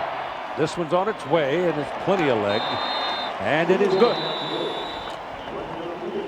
So some fireworks brighten the sky over Sun Devil Stadium in Tempe. Tostitos Fiesta Bowl game. And at 1:17 to play in the first half, it is now 14-9 Tennessee. Well, I think what we've seen here is about what we expected, Keith. We've seen some big plays, but they've come at the expense of the offense. The defenses have dominated. The play has been sloppy. I think everybody's been a little bit uptight, a little nervous. A lot of penalties. But when you get good defenses, they're going to make the offenses look bad. Well, let's look ahead to the second half of play, Bob, and sort of think about what might happen when Mickey Andrews gets the halftime to talk to his guys. This is what Florida State has done against 5 ranked opponents during the course of the season. In the second half, they're deadly. Yes, they are. And those are the best 5 opponents that they've played. That's not factoring in the all the weaker teams. Good people, Virginia, Georgia Tech, and folks like that. Yeah. Florida and Miami. There's a high hanger at the 1-yard line. It's Peerless Price. And he's dragged down at about the 22-23-yard line. 20. Just wanted to tell you about Dwayne Goodrich. I talked to the doctor. He is not going to check him right here on the sideline because he believes he could have broken a small bone. So he wants to get him inside the locker room, get him comfortable, make sure what this injury is before he tells me exactly. But he says he is concerned it could be a broken small bone in his left leg. That's too bad. Boy. 22-yard line now for the Volunteers. 14-9 the score.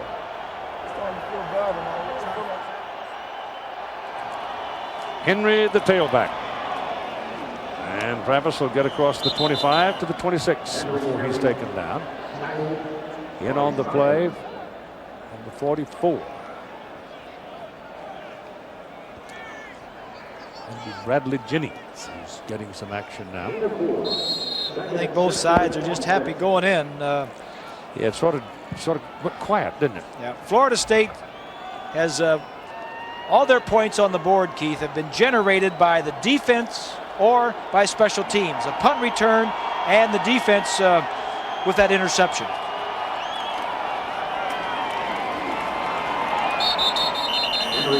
Henry will carry the ball inside, and I think they're just trying to get to the clubhouse, both teams now. Yep. That they've had their rolling around and thrashing and making mistakes, and occasionally some bright moments. But you might very well see a much better organized football game in the second half of play. We've run it out. The half is going to end with Tennessee leading Florida State by a score of 14-9. And here's Lynn Swan now with Phil Fulmer. Okay, Coach, let me ask you this. Defense has been playing great, but with Dwayne Goodrich getting hurt, how will that change what you've been able to do? Well, we won't change much of what we do. Somebody will just have to step up. Andre Lott can do the job. Gerald Griffin can do the job at cornerback. The main thing is we just don't need to give them points. They gave us one, we gave them one. Right now it's an even match. Play it 0-0. Now, you hate to see a kid go out of a ball game like that, but as a coach, when you see a good player who's done a great job against their top receiver, what do you think Bobby Bowden's thinking? What do you think he'll change? I think he'll get tested over there, certainly, but they still got a quarterback that's played 3 ball games, and that's a test for him as well. Thanks, Coach. The Florida State Seminoles have returned to the field of play, but so far the Tennessee Volunteers have, now here they come. They waited for Smokey and the flag, and now they come. Here's your AT&T game summary as the Volunteers come back into the stadium. Neither quarterback, Keith, is having a day to remember. Peter Warwick, the outstanding receiver, has not caught a pass. He had a great punt return that set up a score. Penalties have been the problem for Florida State. Goodrich had the interception for the touchdown that got Tennessee a big lead that lasted for a little while, and then he went out with the ankle injury. 20 for a moment. Well, Keith, I talked to Bobby Bowden coming out, and he felt that the one thing that really held them back is what we've been talking about are the penalties. So he said, we've given them the points. But he said what he's going to do in the second half, if Goodrich is not going to come back in the ball game, he said, and I asked him specifically about Goodrich, he says, we've got to get Peter Warwick the ball no matter who's in the ball game. We're going to look at that cornerback position and see how they play it without Goodrich in there, but we have to get it to Peter Warwick if we're going to be successful. Second thing he said was Marcus Outson's got to continue to play, and we want him to run the ball a little bit more in the second half. He is a good runner, Bob. He can run the option well. He's got a strong arm, but they got to make sure he stays comfortable, and moving him around that pocket, I think, will help him. Keith? All right, Len. You agree, Bob, that having him run the ball a little more might help him? I think the interception that he threw that was returned for a touchdown really shook him up. And the pressure that the Volunteers got on him. But this thing right here, the interception in a championship game, now he can't hear. He can't hear the signals. But the second half, and for those of you who may not know the story, Chris Winkie was the starting quarterback all season long, injured his neck late in the season, and Marcus Outson, who was in the spring, was the third-string quarterback. The kickoff to start the second half is a pop-up taken at the 19-yard line, and a short return because the coverage was under the high pop-up. And the tackle is made in a hurry, and it's fair field position for the opening possession of the second half. It's going to be up around the 24-yard line. And looking very quickly now at the people being sent out on the field. Outson, of course, is at quarterback. Tailback most of the night has been Travis Minor. Gerald Griffin is going to be the man at that key cornerback position now for Tennessee. And Warwick comes out to the near side. He's the man at the bottom of the pictures there. Steve Johnson comes over with him. So Johnson will go cover Warwick right now. They hand the ball inside to see what they can do with the ground game. And Travis Minor pops in for about 2. I think at halftime, Mark Richt had a great opportunity to calm Marcus Outson down, just to say, hey, you know, we're back in the game. Forget the interception. You came back at the unit against Florida. The comments the last month have been, hey, you know, if you can beat Florida, if you can play against Florida and beat Florida, that's as big as it gets. Playing in a national championship game can't be any bigger than that. Lavernus Codes is in the ball game now, and he's over there against Griffin. Outzen back, looks that way, and takes off. That's a pretty good lick from Westmoreland, Eric Westmoreland.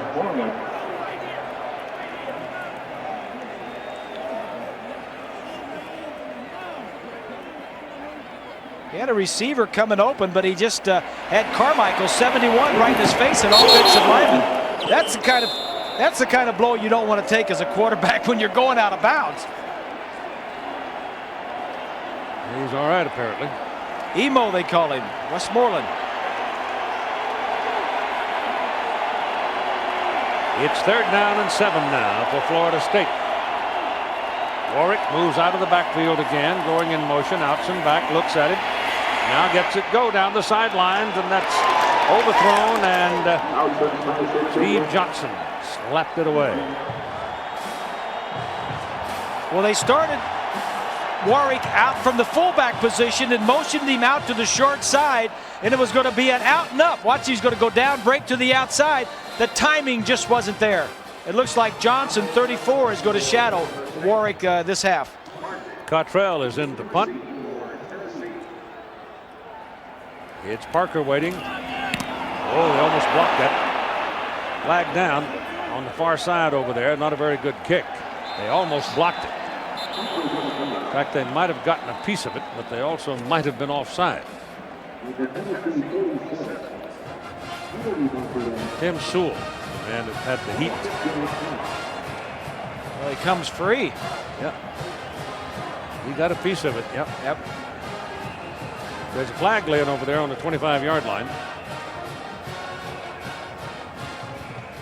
Decline it and take the ball. Procedure call against Florida State. So the Seminoles come out and in the very first series make another mistake. So the special teams for Tennessee have improved since their SEC championship game. They've had a block and a couple of near blocks. So now the Volunteers are pretty much in the catbird seat here. They ought to get something out of this. They get this possession started up at their own 47-yard line. It's their best starting point of the night, and then all of a sudden here comes all kinds of trouble as one of the tackles moved and flags fly all over the place. And both flags for the dead ball false start by the offense. 1st and 15. 5-yard penalty. And the conversation goes on with the young quarterback. It's Chris Winkie there on the right side, talking with Marcus Outzen. They call him Rooster because of several reasons, but one of them got red hair. And the thing that Winkie can do for Outzen is says, yeah, I understand. I know what you're talking about. It's not your fault. Don't worry about it. There'll be other plays that you can make later on in the ball game. T. Martin. And it's incomplete, intended for Jermaine Copeland. That's the first time tonight the ball's been thrown at Copeland. T. Martin did a nice job of getting away from Simon, moving around in the pocket.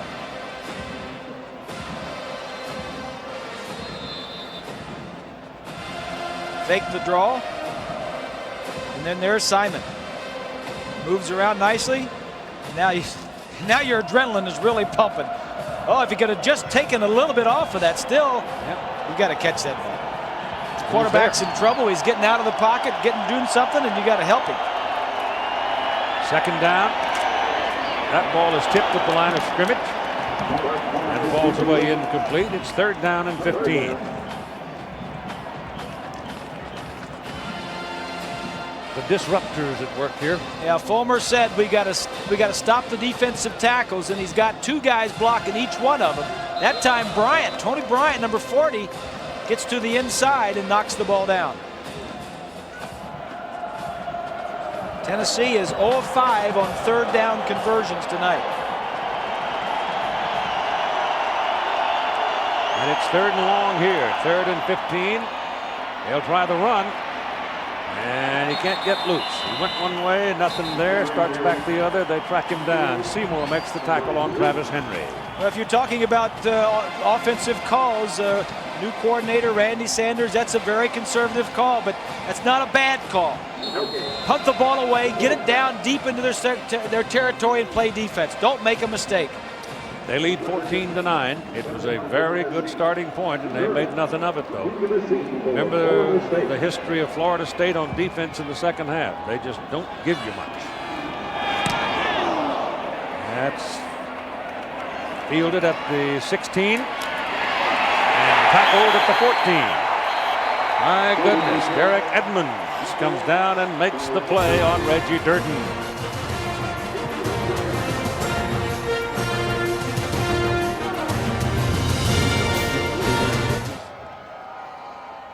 Florida State now with the football. They're going to put it at the 16-yard line, where the initial contact between ball and player was made, and the feeling was he was pushed back to the 14. Colin McDermott, the side judge, pulled a tendon in his leg and is sitting out the second half. Dave Kataya moves in to officiate at the side. They have an alternate in these big games. Yep.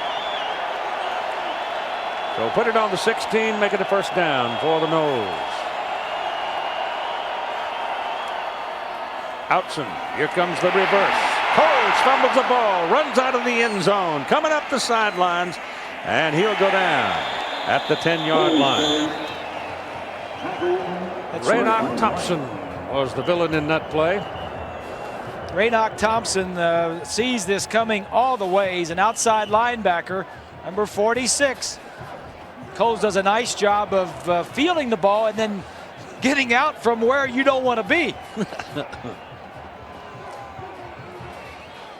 Oh, the defenses have just been utterly dominant, except for that one big play. That's the 8th tackle for a loss by the Tennessee Volunteers. John Chavis, the defensive coordinator of these guys, has done a great job. Talk about Mickey Andrews and the great job he's done, but these two defenses are really something.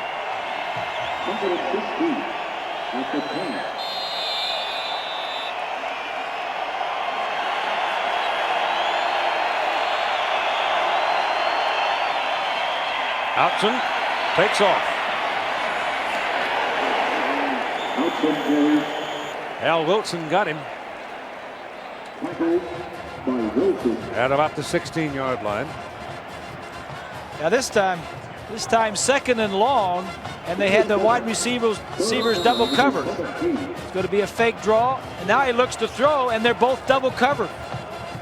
Al Wilson, it's Raynoch Thompson says he's a Jekyll and Hyde. Off the field, he's the nicest guy you'd ever want to meet, but on the field, he gets angry. Well, Wolfman almost got run over there. Wolf, the umpire. Walter better look out. Outson's pass is away, and it is incomplete.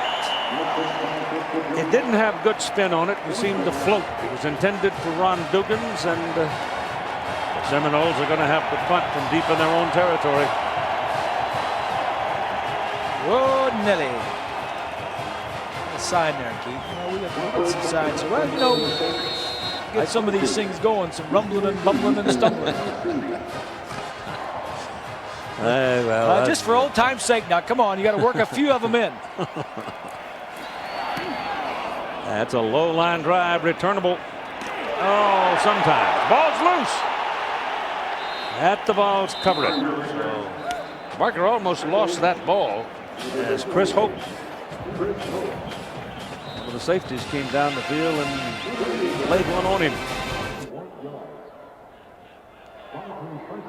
And the moon is rising behind yon mountain. Not that moon. First down from the 42.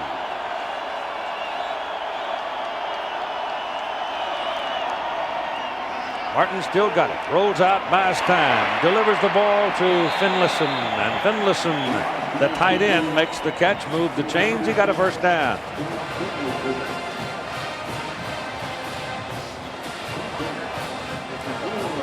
Phil Fulmer and Randy Sanders, the last series, the 3rd and 15, he ran a conservative draw play and then punted the ball. Didn't want to make a big mistake. His defense stopped them, and they forced Florida State to punt it right back to him. They've got it right about where they had it before, and now they just continue that drive from last time. First down on the 44 of Florida State. Give it to the tailback. This is Stevens. And Stevens runs right into Dexter Jackson. And he is down after picking up a yard. Well, Bob, when you're talking about Randy Sanders, I asked him if he had a style that he thought would be different than David Cutcliffe. Of course, this is his first game. He hasn't really had a chance to establish one. He said if there would be anything that would be different between David and I, is that I'm probably a little more willing to air the ball out, look for a big play more often. But in the same breath, he said, but you know, I'm not crazy. I'm not going to give up the ball. I'll protect it. Sometimes I'll be conservative. Sometimes we'll just do this whole thing by committee. Keith? A committee of one sometimes too, named Bowden. They stay inside with it. You're talking about breaking in as a offensive coordinator. I mean, not only are you breaking in a national championship game, but you're going against the best college defense in the land. Ain't exactly Molly Butts Tech. And a coordinator, Mickey Andrews, who won the Royals Award the first year was out for the best assistant coach around.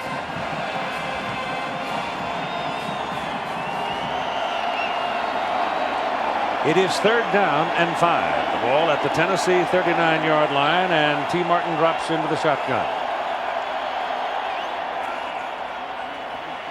Quarterback draw out of it. They're flushing, and he won't get his first down. They dropped him just about the line of scrimmage. Ryan Allen, number 55, played a pretty good football game tonight for Florida State. Florida State that time got the pressure from the 2 defensive ends. You got a volunteer hurt.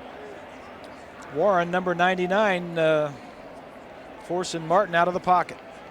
You got two people down.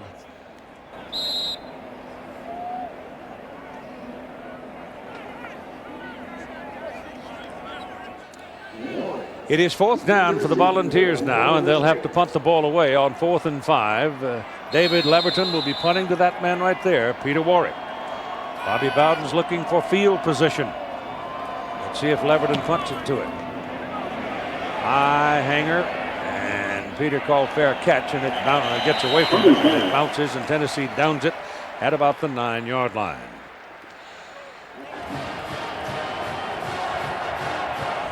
Peter Warwick's got to be a little bit frustrated. Outstanding receiver. They just can't get him the football. Minor's deep.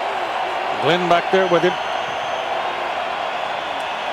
Outson will throw it to the sideline. Bad pass. Dugan's over there, and he bounced it right at his feet. Len, what do you think? A great receiver like Pete Warwick is used to getting a lot of balls, catching a lot of balls. Your main quarterback goes down, and it's no fault but fate, but you got to get a little frustrated, huh? Well, you get a little frustrated, but I don't think you get yourself out of your ball game. I think you go back to your quarterback and you say, let's work on this guy a little bit. I think what you also do is go back to the quick passes. Throw him something that's just a hitch, a quick screen, and get him back in the ball game and get the defense thinking about successful passes to him, not all the incompletions. Minor with it. Breaks one tackle, but can't get past number 2, Red White. The offensive thinking of the Powers, Bobby Bowden and Mark Rick, has got to be, you know, we've got a quarterback that's playing his 3rd game. He was recruited at Florida State not to be a starter, but really to be a backup. How much trust do you have in him? He's already thrown an interception. Do you let him throw from down here? You've got to have the wraps on him just a little bit, especially as long as you've got the defense that plays as strong as they do.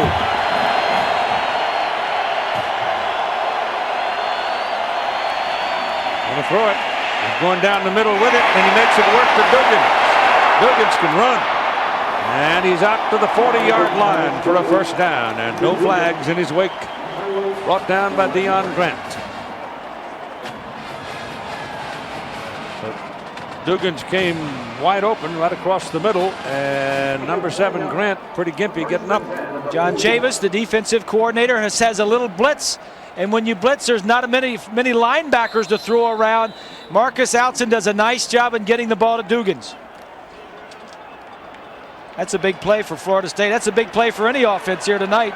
Put it on the 41-yard line. Grant's all right. He stays in the game. And they go to the shotgun now with Outson standing back on his 35. He'll hand it away to Minor, and that'll get a penalty flag from the man on the side. So Travis Minor would pick up about maybe 3 yards on the play, but they got a hunch that comes back.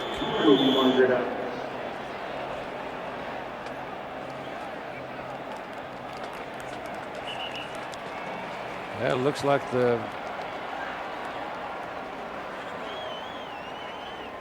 let him sort it out. Defense was offside, lined up in the neutral zone. Nope. 5-yard penalty. It's on the Volunteers.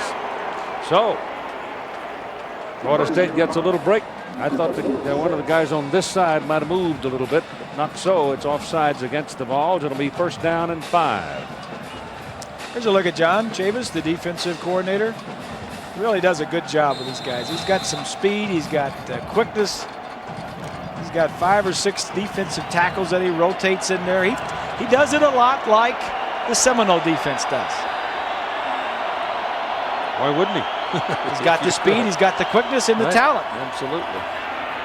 Up the middle, opens up, and Outson takes off. He ran out of the arms of the first would-be tackler and picked up a pretty good gain on it. Al Wilson brought him down, but he had to track him down, and that's the point, isn't it? It's 1st down. Exactly.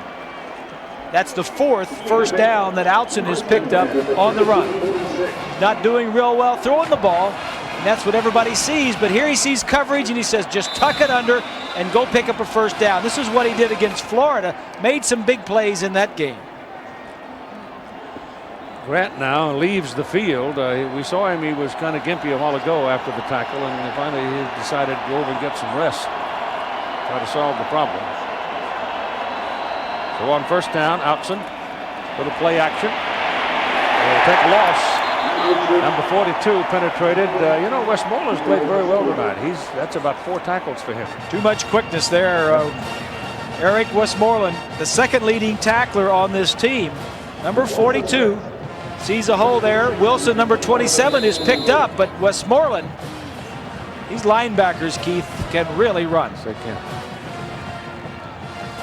Well, historically, Tennessee has always had those, the great wideouts. And, goodness, people fly all over the place. Look like they had wings sometimes.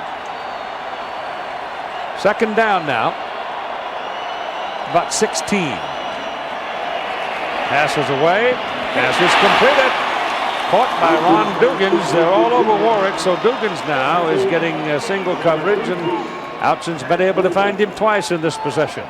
Yeah, you've got single coverage on the outside, and Dugans, single coverage out here. Here's Dugans. He's just going to come down and break to the inside.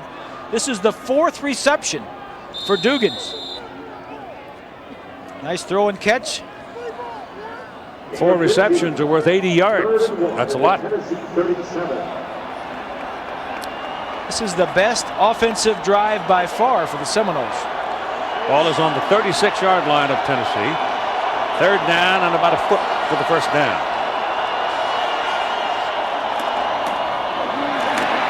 They go to William McCray, and McCray rumbles over the left side down to the 30, and it's a 1st down, and here's Swanee. Well, Keith, I just wanted to let you know about Mercedes Hamilton and Chad Clifton. Mercedes had a bruised knee, and Chad Clifton had a bruised quad. They should be back.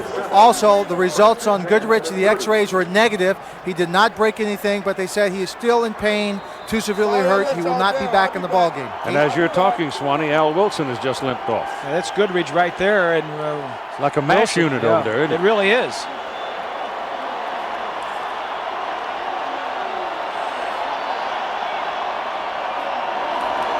Outson back. Down. Number 40, Billy Ratliff. A tackle got him. Ratliff just comes right up the center. Ratliff has been a good defensive tackle for the Volunteers. He just had a number of injuries that have slowed him down. There's a look at the pit. He just gets round heaven, number 78. He'll tell the guys, he said, I skied there. You see how high I got off the ground there? Marcus Outson under pressure. Knocked down 15 times.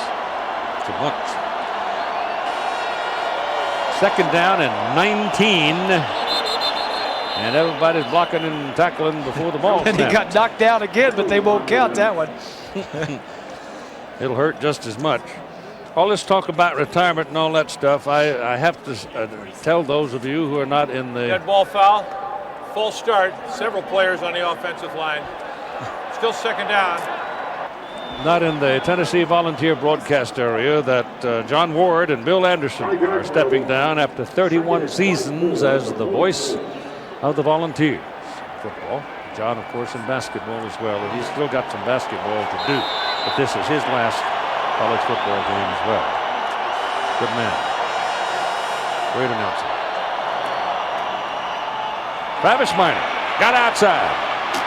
Ooh, good tackle. That'll put you down. That's Derek Edmonds. Good tackle. Tell you what, if you were an offensive player trying to play against these two teams, you wouldn't do much. Little draw play. Minor slides to the outside. Good vision. Now watch this hit. There ain't no messing around right there. Edmonds just comes up and takes him down. So it is 3rd and 16.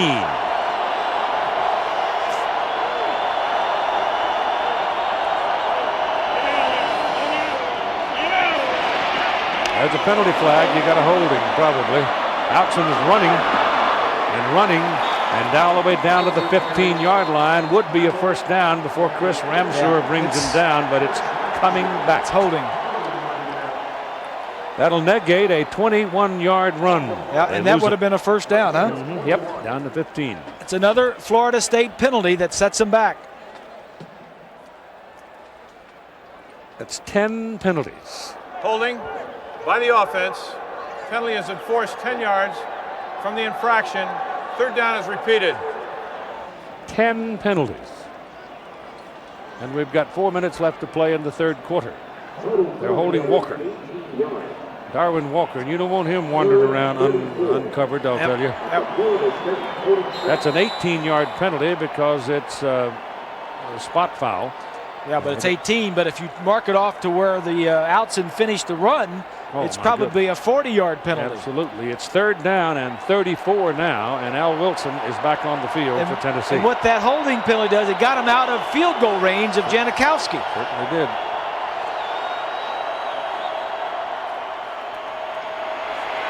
Outson throws it, caught by McCray. Trying to set a little screen action to the right side, and they get it down to about the 45-yard line, and they'll have to punt it away.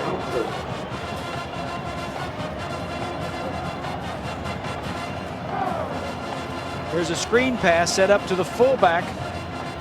McCray, they don't throw the ball to him very often. In fact, he came in just 2 receptions on the year. Down goes Outson. I'll tell you one thing, these old boys have played most of the game and not going to be too nimble at the dance.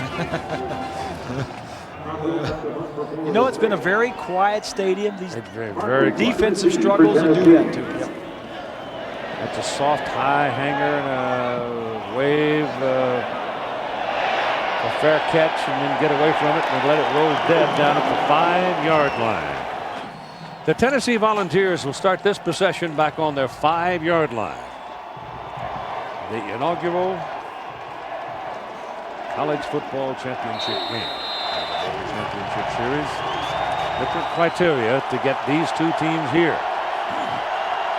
So on first down, the deep back, Travis Henry, is in the end zone. He gets the ball. And he gets out to about the 7-yard line. A moment with Lynn Swan. Well, Keith, I want to show you the FedEx player comparison. We were talking about our playmakers. Take a look at the numbers for Peter Warwick. He has been very well contained, only 69 yards. Peerless Price, though, has been the man for Tennessee. But most of those yards, as a matter of fact, all those yards, Keith, have come in the first half. Well, that's, you know, the story of these two defenses in the second half have just been like running through the briar patch backwards. Martin rolls it, throws it, completes it, out right on the marker. Just depends on where the linesman wants to put his foot down. That's Cedric Wilson running a good sharp pattern.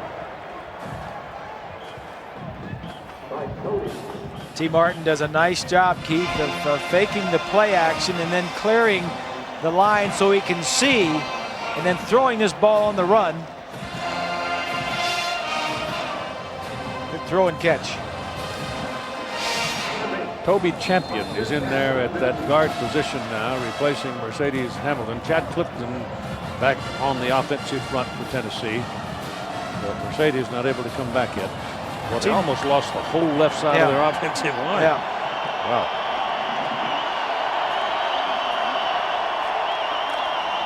Martin hands it to the tailback. Corey Simon got there about the time the ball did, along with Billy Rhodes.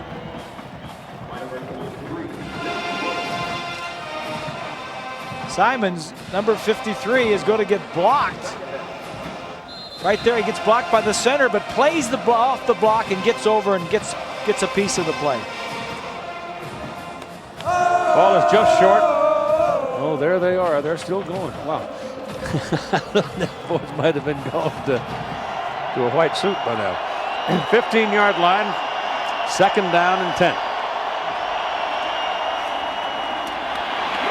Martin hit as he throws, but puts it on the money to Peerless Price. Price covered by Mario Edwards. That's a matchup of two pretty good football players there. Play action pass. Receiver running it down and in. Price goes down, breaks to the inside. Edwards jumps on it. Watch Mickey Andrews at the end of this play, the defensive coordinator. You're not going to see him, but he really reacts. He's upset at his corner getting beat, but T. Martin does a nice job of getting rid of the ball and then taking the hit. Peerless Price has caught 3 balls now for 120 yards. Remember, he had that big 76-yarder. Martin throws a good catch. That's a terrific catch by Jermaine Copeland. That's the first. It's a second ball thrown to him at his first reception of the night. A nice call by Randy Sanders in the booth, but good execution.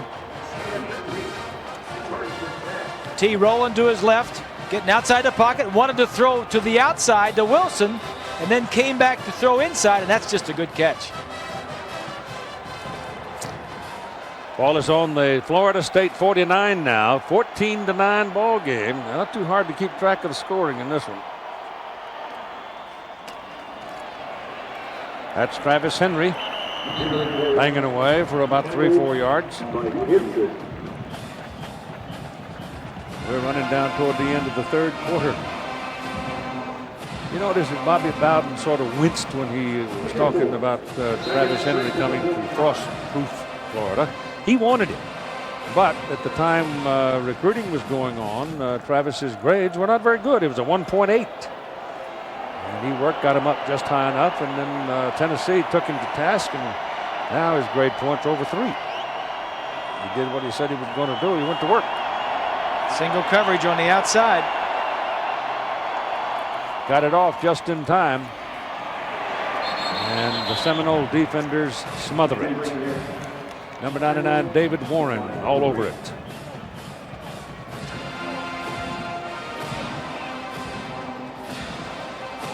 Well, we're less than a half minute away from the end of 3 now in a 14-9 ball game. Number 1, Tennessee. Number 2, Florida State. And dyspeptic Ohio State Buckeyes sitting home. 3rd down for T, and is 0 of 7 so far on 3rd down conversions. Double wide, bring one back toward the ball. Copeland. Martin roll it to the left, throw it, drop it. Ball was on the hands of Copeland, covered by Edwards. Copeland couldn't reel it in, and it falls away incomplete, and the quarter is over.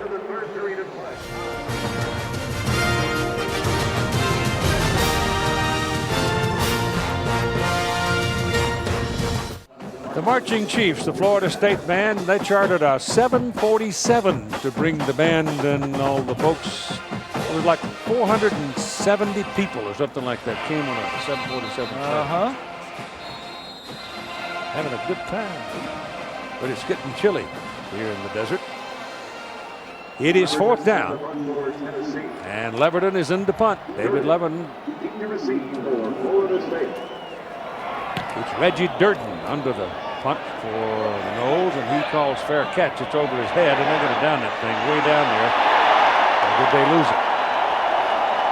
Great special teams play. Oh, boy. We showed your graphic earlier in the game where they were 104th on net punting.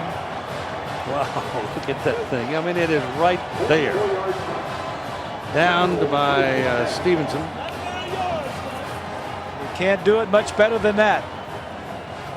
Let's take a look at the last possession. T. Martin rolled out and threw an excellent pass that was dropped. But watch the hit on the play.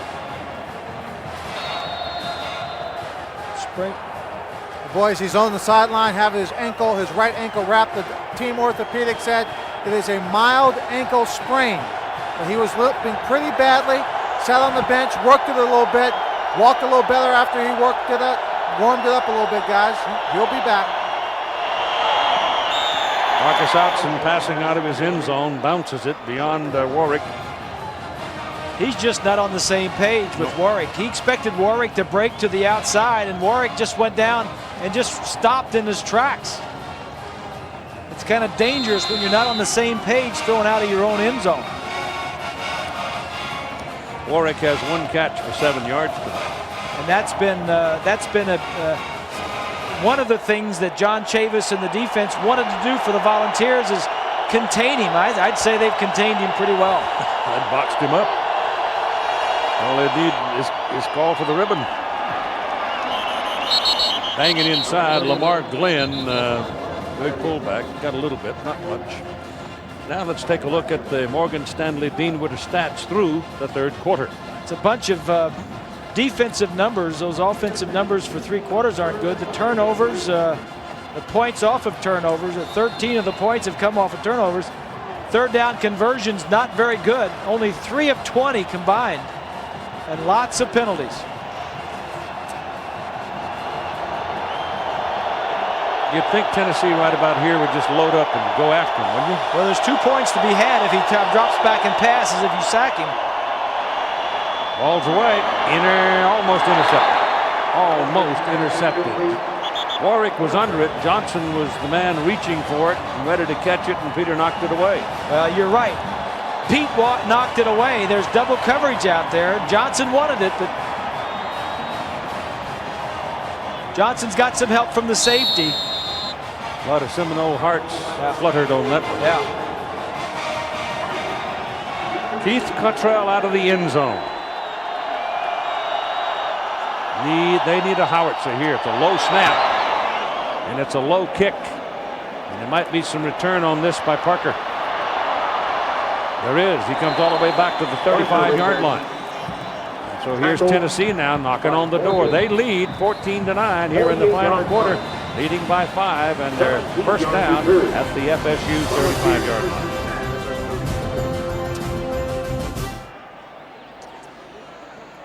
The ball is exactly on the 35-yard line. Now let's assess this thing here. What will Mickey Andrews do? What kind of offense will Tennessee show here? I mean, there's a lot at stake here. They're pretty much in field goal range. Obviously, they want to keep them out of there. That'll give them an 8-point lead. They lead by 5. They're going for the bundle. It is intercepted. It's intercepted by Dexter Jackson. And Jackson comes back out to the 23-yard line. His own player tripped him up. Billy Rhodes, yep. So, put it on the 26-yard line, and first down Florida State as the Volunteers turn it over. When you were asking, Price was the man under. Yeah, and when you were asking what to do, I was thinking maybe you're in great field position, just get down and get 3 more points. That'll give you an 8-point lead. Yep. Instead, Randy goes for the bundle. I like that call too, but the ball was just underthrown, and Price didn't go up and protect the quarterback. He needs to go up and knock the ball down. So let's see what that does for Old Mo. Will he change shirts? Outson back to throw it. Got a catch? Ron Dugans. So Dugans has been the big receiver tonight. They're all over Warwick. Dugans is available, and here's Swanee. Well, Keith, when our producer Jay Rothman asked us what play. I said Peerless Price in the end zone. The reason being that no team can put a drive together. Tennessee hasn't converted a third down. T. Martin's a little hurt. Why not go for it right away when you think they're going to come out and be conservative because of the field position? Boom, they go for it. But as you said, Price didn't protect his quarterback. He should have caught the ball, and he hit him right in the chest in the back, the ricochet. Travis Minor. And that run is all the way down to the Tennessee 39-yard line. So it's a first down for Florida State. That's Thompson, 46, just overruns the play. Minor breaking some tackles. He's gained some pretty good yardage. He's 70 yards on 13 carries.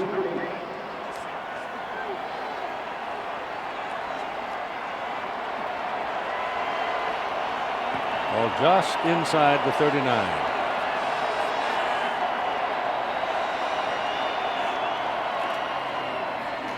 Minor again. Oh, dropped that shoulder and pounded the defensive back and got it on down the field. Got past Deion Grant. So Travis Minor suddenly becomes a big factor in this ball game. And they're running to their right side. Grant, number 7, is going to come up and just doesn't make the play. Now, if you're Bobby Bowden in Florida State, you're thinking we're down by 5 points. If we don't get a touchdown, 2 field goals will win it for us.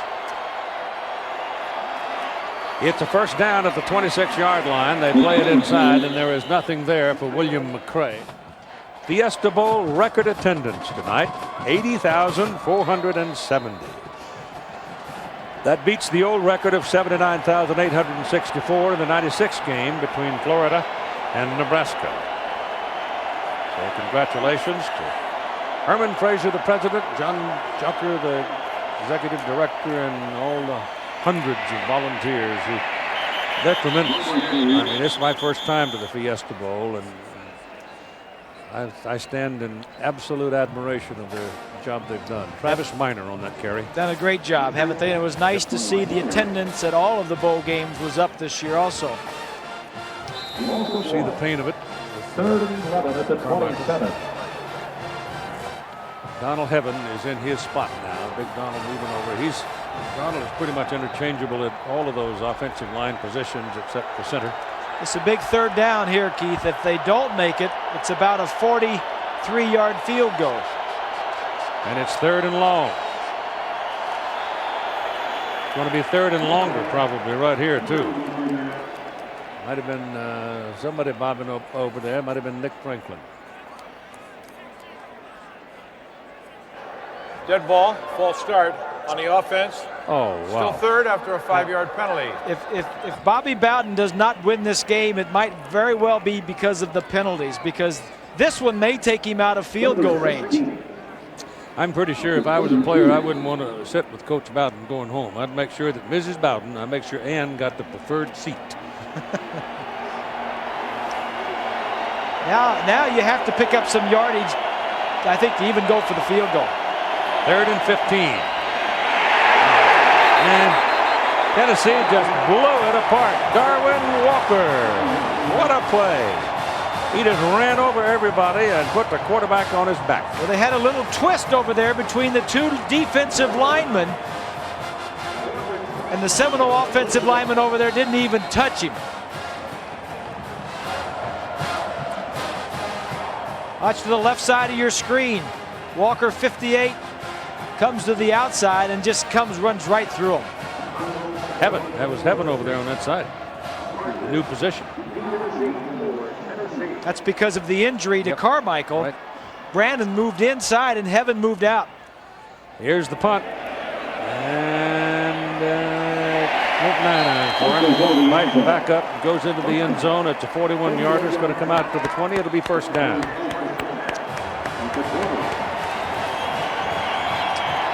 Peter Warwick showing the frustration of it. From the 20. Let's see if Tennessee can crank up something here. They lead by 5 points.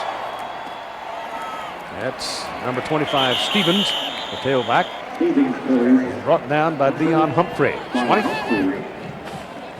Peter Warwick would like to be a bigger player in this ball game. You can see right there, he's very frustrated.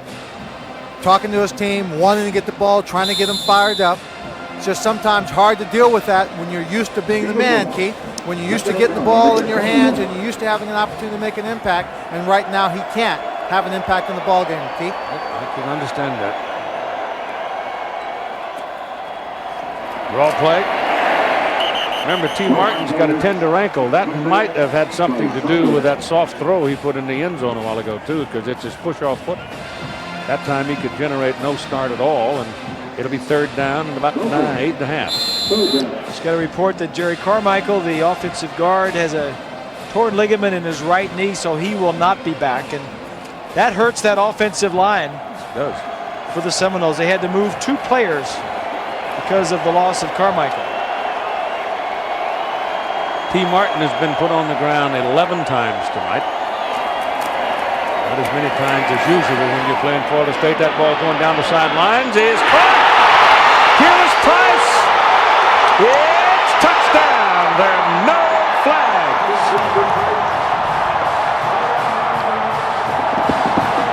The longest play of the year, 79 yards.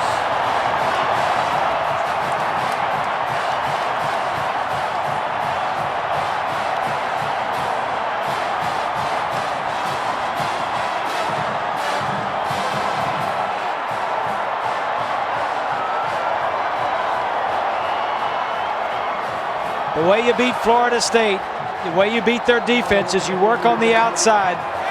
You can't run the ball down the field on these guys. You make some big plays outside. It's blocked. The extra point try is blocked. It's 20-9. Tennessee is in the lead, and we should have understood the symbol. Remember, I told you this at Chiricahua country. When that moon came up behind that mountain a little while ago, it was orange. It was orange. Wasn't it? Yes, it was.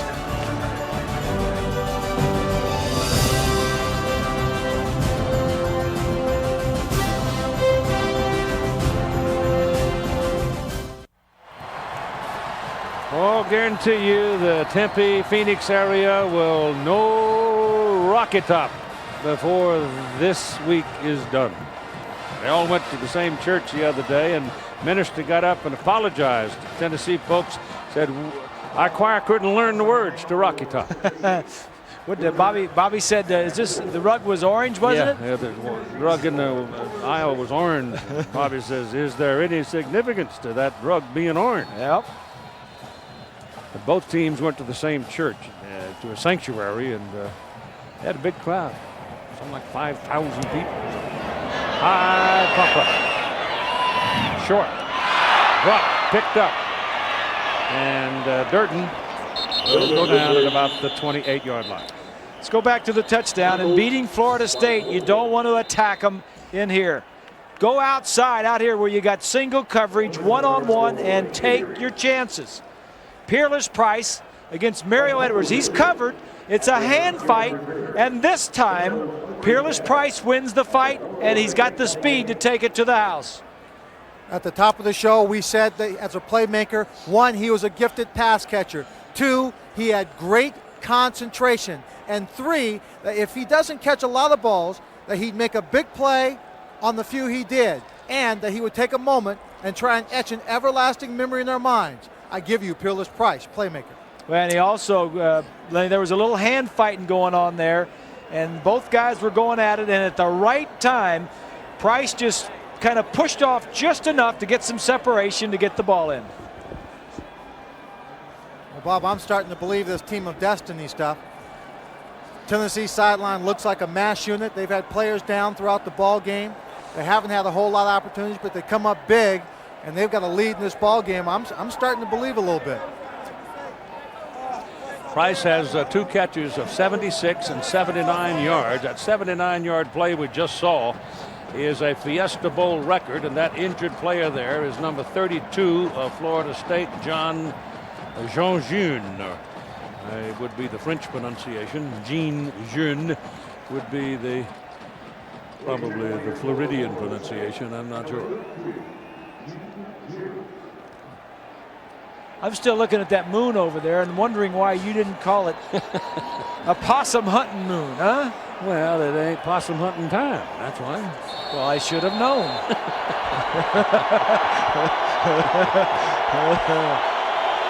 Yeah, snow's too deep. All right, for Florida State, they need to get the ball to their big play people. They need to get it to Pete Warwick. On first down from the 28-yard line. Outs and back. Pressure coming. They got him. Ball loose. Tennessee's got it. Tennessee recovers the fumble. Billy Ratliff hit him from the blind side. The ball came out. And that big whoosh sound was the air going out of the balloon. Ratliff comes up with the ball. It was Sean Ellis that knocked it out, I guess. And Ratliff covered it. Take a look at the pit. Ratliff is 40. 93 is Ellis. Coming from the side there, that's Ellis. 93 just knocks it out. He didn't feel the pressure at all, did he? Didn't seem. You got to feel it. Oh, that thing almost got away. This defense for the Volunteers, they came in ranked 17th in the nation, but they were 6th in turnover margin. They had taken the ball away 33 times. Boy, here's a chance to put a door slammer on it right here from the 28-yard line. Martin hands the ball away to Travis Stevens. And Stevens is tackled by Tay Cody. You think that man hasn't been under pressure tonight? Pummeled is a fair word.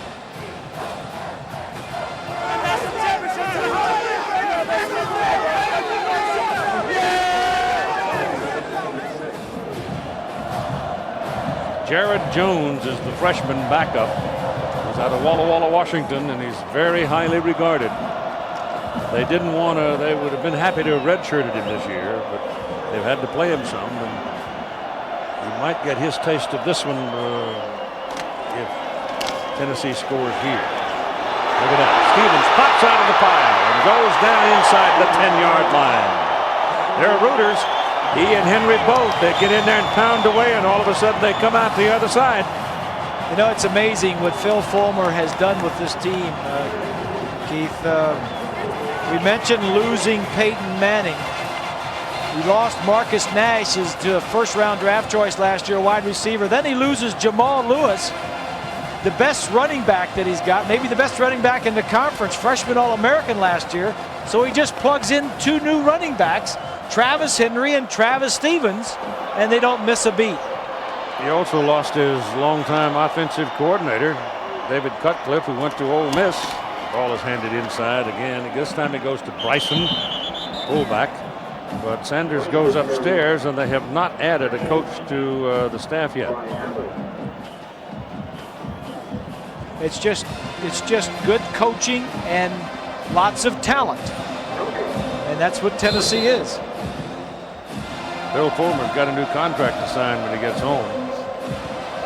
Everybody talking about all the numbers. It's nobody's business what the numbers are, but you can't keep it quiet at a state university.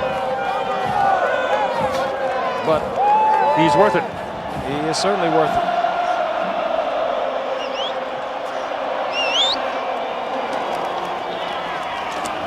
That's a good play in there, but the penetration was by Billy Rhodes on Travis Stevens, and he got enough of him to make the tackle. Well, Tennessee just doesn't want to drop the ball. If they put it on the ground and a Florida State guy picks it up, that's the only chance they've got.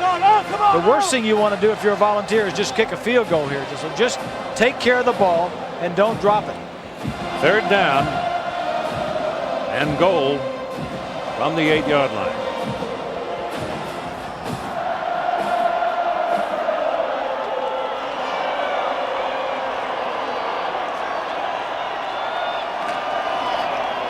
Stevens will get down for a yard or so. Brian Allen on that tackle. Now here comes Jeff Hall. Jeff Hall missed one tonight from 33 yards. This young man's quite a guy, Keith. You mentioned he's 4-time SEC All-Kicker. He's a captain. How many times is a kicker a captain on the team? Not many. He's a member of the. He's from Winchester, Tennessee. I wonder if that's got something to do with it. That's where Phil Fulmer is. He's a good young man. He is on the Good Works team, the American Football Coaches Association Good Works team. Does a lot in the community. 23-yard field goal try. Boy, this is big.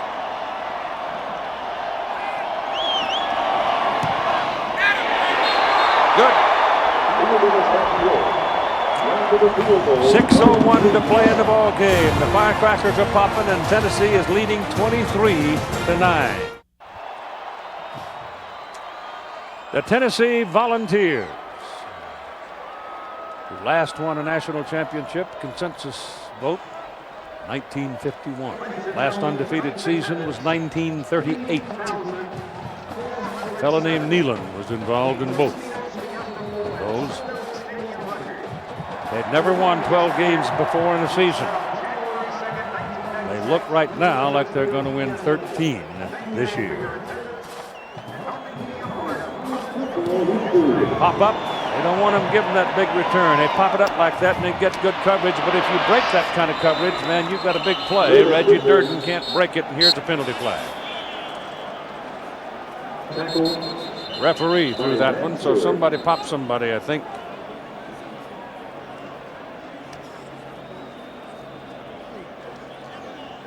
Bill jumped it real quick. There's Peerless. Peerless is a good receiver, Keith, but a wide receiver with number 37, just why would you keep number 37? How would you get it to begin with? Probably, I mean, that fullback, third string fullback should wear number 37. Stop it. I mean, no, I'm serious. I mean, maybe they gave it to you as a freshman, but when you make this traveling squad or when you make the starting, you get yourself a good number like 88 or 82 or. Well, that's a good number, Bob. 88, 82 would be good. I know. Yeah. Not 37, Lynn. That looks maybe he likes to think, make everybody thinks he's slow or something. Well, he was probably in a different position. Running back, but not a third string fullback. Out of the shotgun now. Ball snapped low, and it bounces off of Outson's knee. Came back low and hard, and they're fighting over it. And it's going to remain in the possession of Florida State. Boy. Florida State in the second half, Keith, has just not done a thing. They've had the ball 6 times. They've had 5 punts and the 1 fumble. And got a new center. That's why. Yeah. Eric Thomas, is it? You look at Marcus Outson, and truthfully, Chris Winke's going to probably be the starter next year. This may be the last game that Marcus Outson starts at Florida State University.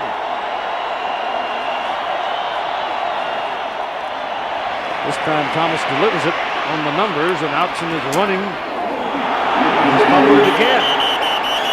Now they call this one down. I have asked that question. In fact, I asked the guys before the game about fumbles occurring when people have a knee down or both knees down, as we've seen a couple of times. And they said it's probably been something of an overreaction because of the change by the Rules Committee to give a little more authenticity to loose balls rather than just make it an automatic down call. They didn't express any particular joy over having to make one more judgment call either. It's difficult. Outson rolls to buy a little time, trying to find somebody. Better let it go, Marcus, or you're going to get killed. Throws it too high and out of bounds. And there's a penalty flag. Al Wilson's mad on a Hornet. He's jumping up and down. There are 2 flags down there. So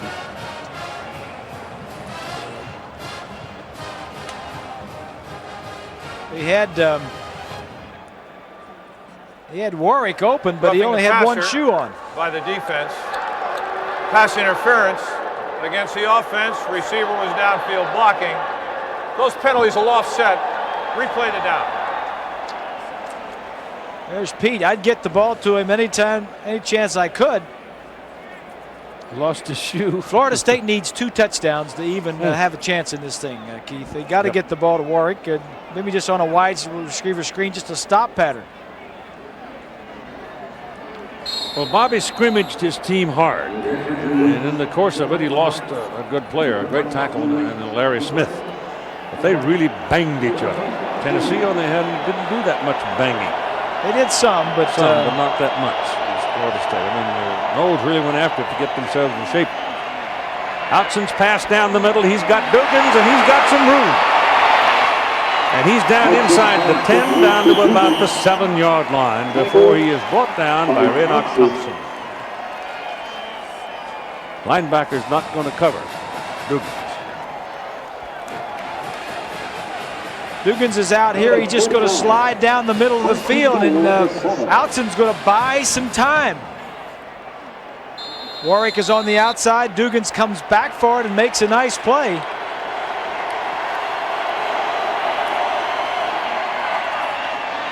For Warwick, too high. That was one where he could have drilled it and probably completed it. It's a tough night for Pete Warwick. He came in with 61 receptions on the year, 12 touchdowns.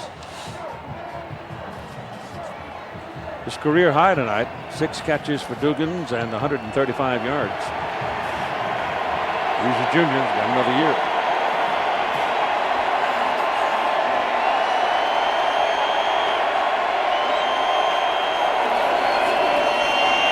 Got a hole up the middle for Outson. Touchdown. Marcus Outson just squeezes it out, and it's a touchdown for Seminoles. Will Overstreet objecting.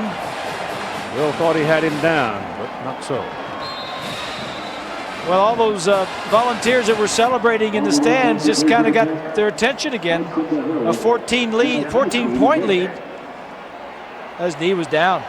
Knee was down before he was in the end zone.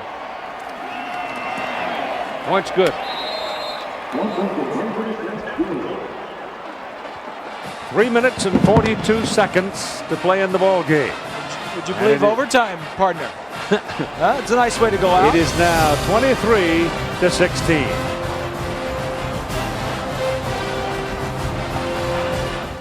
That is the Sears National Champion Trophy, awaiting the winner. Crystal. A symbol. A treasure. You get 3 minutes and 42 seconds to play. Keith, I don't think you do the onside kick. You got the best defense in the nation that's been kind of dented here tonight. I think you kick it deep.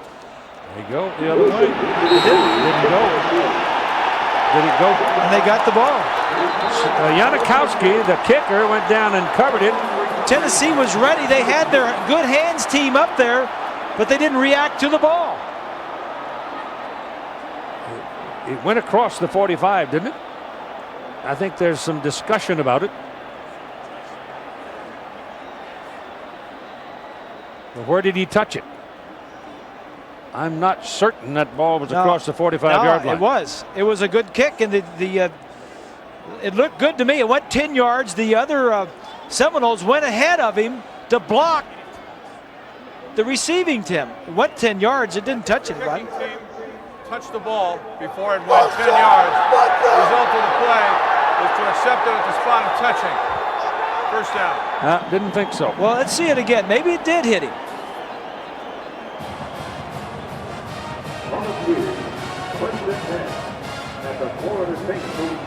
Let's see it again. There's a kick. May have hit him right there. Right there. Yeah, it may have hit him right there. Well, let it go. I think it hit him. I'm pretty sure it hit him. Yeah, that must be what it was.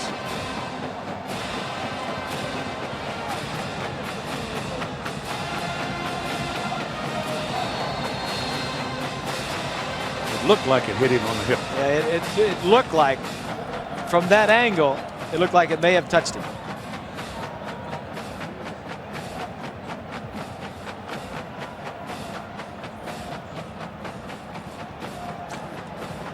Janikowski was really upset. He thought he had him a play. It didn't work that way. Tennessee starts with the ball now at the Florida State 42-yard line. And T. Martin will throw. And the pass is completed to Sean Bryson out of the backfield. And he's got 9 yards on the play. Good call by Randy Sanders in the booth up here doing his first game. You just can't sit back and run the ball on this, Keith. They got 3 timeouts left. You got to move the ball. Third down conversions, you've only made 1 of 10. Tennessee has, so you want to do it on first down before they get you on third. Second and short. 3 minutes to play in the game. They try for the first down with Travis Henry. 23-16. Tennessee lead. We've had everything in this, haven't we? We've had missed extra points. We've had everything but beauty. Missed field goals, defensive scores, long pass, everything except beauty is right. And Mickey ready to bite nails. Ball is on the 33-yard line. It is third down. They need a yard.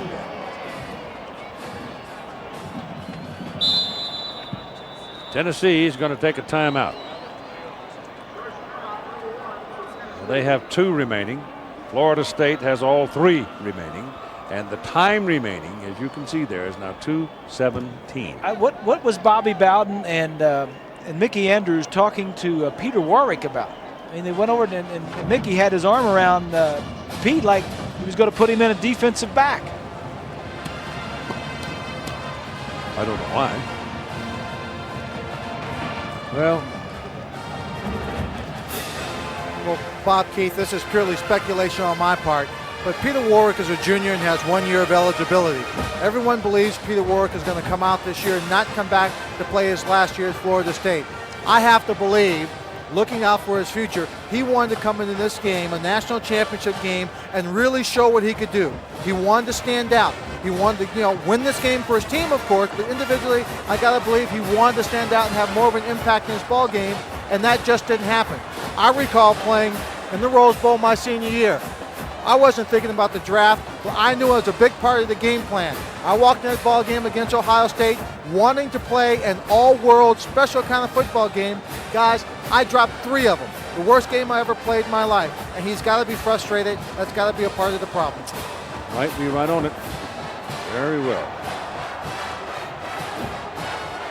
Third down and a yard. If they can pick it up here and get 4 more snaps. I want to tell you a story about George Caffico. Oh, I don't think they got it. No way. Penetration by Florida State. Jerry Johnson just bowled his way through there. Number 56, Roman Seymour. Seymour's the man that made the tackle, but Johnson just disrupted the entire offensive right side of the line. They'll bring the chains out. It'll be close. It'd be about a 50-yard field goal if they went that way. Oh, it's a good yard. A good yard. It's either a 50-yard field goal or you go for it on 4th down. This is the calls that Phil Fulmer make. Randy Sanders in the booth doesn't make this one. Phil decides what he wants to do.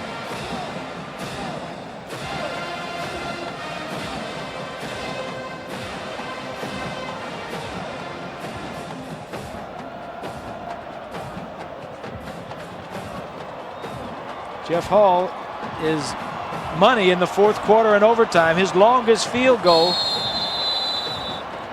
on the year, Jeff Hall, is 47 yards. He kicked a winner against Syracuse in the first game of the year and had a winning field goal against Florida in overtime in the second game. They're going.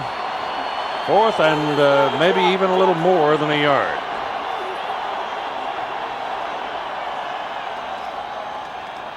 Martin throws. It's completed. It's a first down to Sean Bryson out of the backfield. All the way down to the 10. He stepped out of bounds on the 11. Ball game there. Nice call. Randy Sanders making a nice call. That thumping sound was the door closing.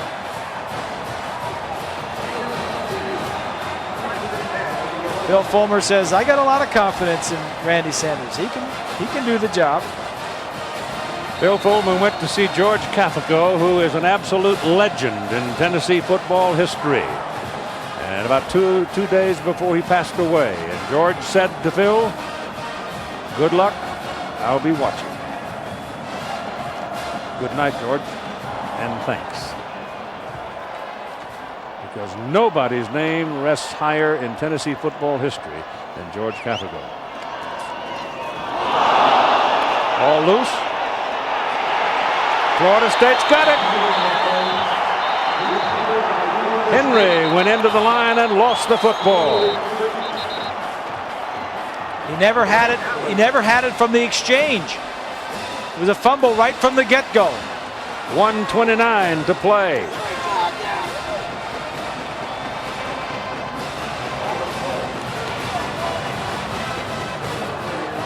Look at that. Never had a hold of it. Never Ryan Allen covers it. In a critical time with a minute and a half left in the game, how can you miss the exchange? It's got to drive Randy crazy. It's just a safe call. You see something like that, Bob, and you say, why in the world does somebody want to coach? That's the 4th turnover.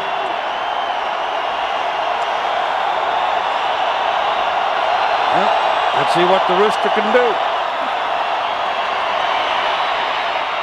Lets it go big down the middle. Lavernus Coles is under it. The ball is intercepted. Steve Johnson.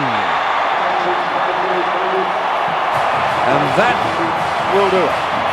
Johnson and Grant were down on double coverage. The ball was popping around and Johnson came down with it. Coles really never had a chance at it. Just a straight takeoff on both sides, and he just threw it up.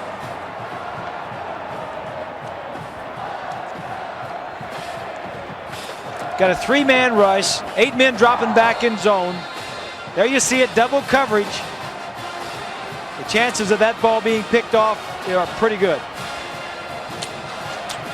Nice job by Johnson, keeping his eyes up. Well, Bobby just took off the headset shortly after that. If he could have won a national championship with a 3rd-string quarterback, he's a magician. Been an incredible achievement. It really would have. This is T. Martin sliding to a stop after picking up about 3 yards. Tennessee had all 2 timeouts remaining. It was 1951. They won their last championship. The man at the helm was named Neyland. Well, I've got a moment here. I want to tell you about the people who do the work on these ball games. Coordinating producer of ABC's College Football is Tony Tortorisi. Today's game produced by Jay Rothman, directed by Chip Dean, associate producer Margaret Schaefer, Fred King, associate director Derek Mobley, assistants to the producer Chapman Downs, Craven Martin, both of them wearing ties today. Production executives Bob Brolnick and Lenny Nathan. Production manager Joe Alvarado, Mike Heskett, Chris Schachter. Tech ops managers Jay Gleason, Roger Williams, Jim Licata. Our statistician Mark Domeno. Thank you, Mark. Our spotter Kelly Hayes. Thank you, Kel. Computer stats Craig Rothberg. The pregame and halftime report produced by Charles Copeland, directed by Calvin Haywood. Associate producer Tim Weinkoff. Feature producer Natalie Jowett. Associate director Vince DiDario. Old friend Vince, assistant to the producer Brian Hennessy. Tennessee now just wants to run out the clock and put this one away. And so we go into the final minute of the inaugural national championship football game. And I want to say to my friend Bob Greasy, company I've had for 12 years on these telecasts. No one has ever been here longer.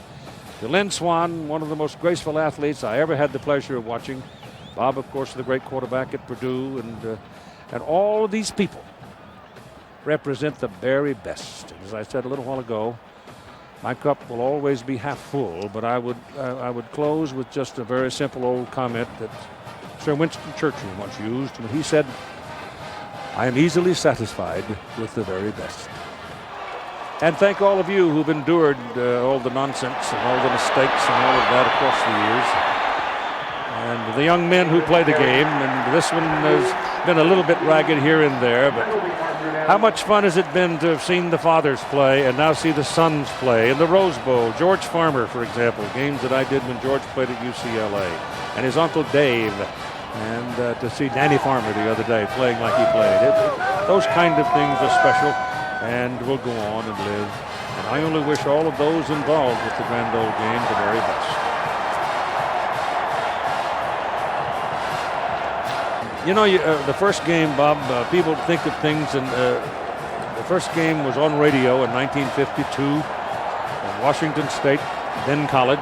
That's the school that produced the same radio station that Edward R. Murrow came from. Several people.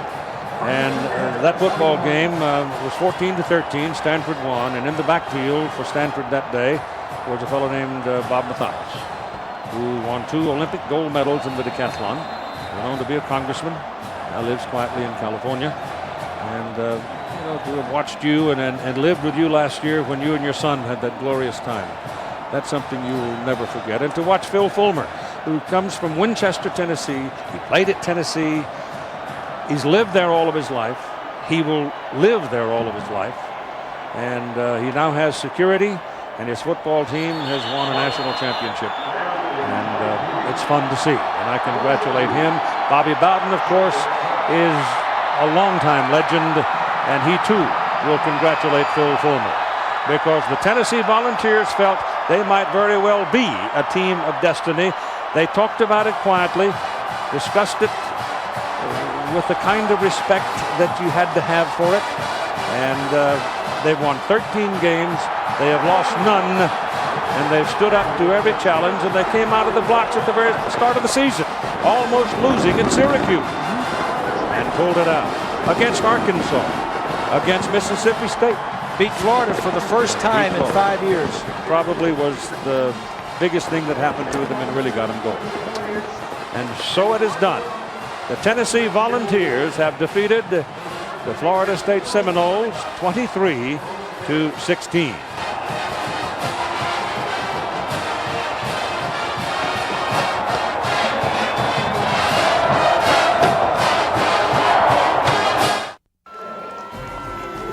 And welcome to the Ford Division post-game report. There's your final score from the Tostitos Fiesta Bowl. Tennessee, the national champions for the first time since 1951. They pull out a hard-fought victory against Florida State. 23-16 was the final in this one. We knew it would be a close matchup. We knew it would be a great defensive struggle. Consider this. Each of these teams beat 7 teams that went to bowl games. They were the only 2 teams to do that, so you knew it would be what we saw today. Right now, we want to go down to the field for the postgame and the presentation of the championship trophy. Let's join Lynn Swan. Lynn. Thank you very much, John. As you can see, Coach Fulmer is being hugged by friends and family. Folks from Tennessee. Coach, we're going to ask you to turn around here for a moment. Face your fans. Got a little bag of Tostitos there. I have Herman Frazier here, president of the Tostitos Fiesta Bowl. He would like to make the presentation of the Fiesta Bowl trophy. Coach Fulmer, on behalf of Tostitos, they're represented by their vice president, John Copton. The Fiesta Bowl family would like to congratulate you and the University of Tennessee for a wonderful performance.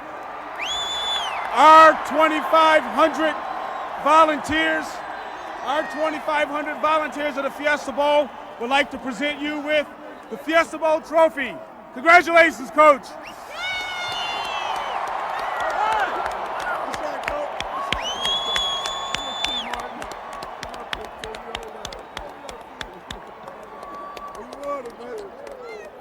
Now, T, I'm going to slide behind you here. Let me get on this side, T, for a second. Coach, what goes along with the Tostitos Fiesta Bowl trophy is another trophy that's been almost 50 years that Tennessee had a shot at win. Here with us from Sears Roebuck and Company is the president, Dan Laughlin, to make the presentation of the Sears National Champion Trophy. Coach, on behalf of Sears and the 300,000 associates nationwide, I'd like, and the American Football Coaches Association, I'd like to present to you, your team, and the University of Tennessee, the Sears National Football Championship Trophy. Congratulations. Thank you very much.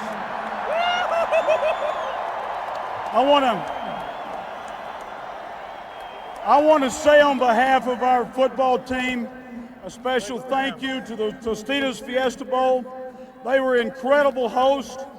I want to say an unbelievable thank you to the crowd of Tennessee loyal volunteers.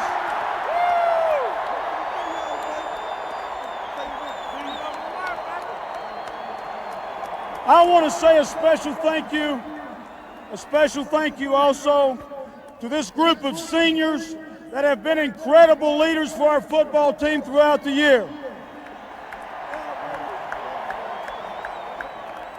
And to Sears, thank you. It's been 47 years since Tennessee football has brought one of these home. We've got a special place for it. Thank you very much.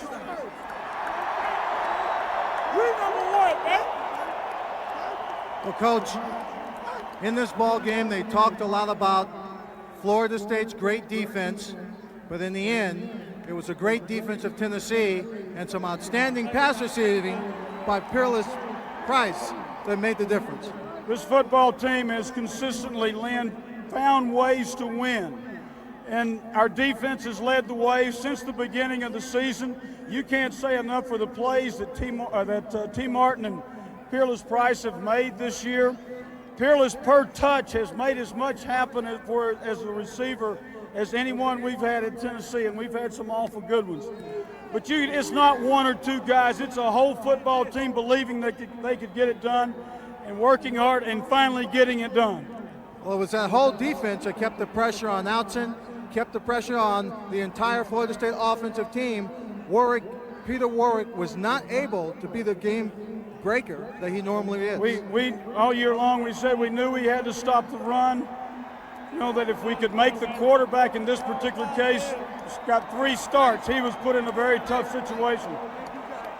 Make him make plays, and we felt like we could get to him either with the front rush or the extra people that we brought on the pressure. Our defense, John Chavis, and our defense led by Al Wilson, our captain, we are unbelievably thankful for those guys and their effort. Coach, I'm going to ask T. Martin to step up here for a second. T? Oh, here they go, T. Now, T, every player wants to be a winner, wants to be a national champion. Can you tell me that you thought you'd be standing right here when the beginning of the season began and all the turmoil that this team had to go through? Right. We knew it. We knew it as a football team that we had to come out and prove to everybody that we were the #1 team in the nation. We were the only people that believe in ourselves, and tonight we came out and showed it. We thank all the fans who came out to support us. It was a long way, but we knew we was going to make it here, baby.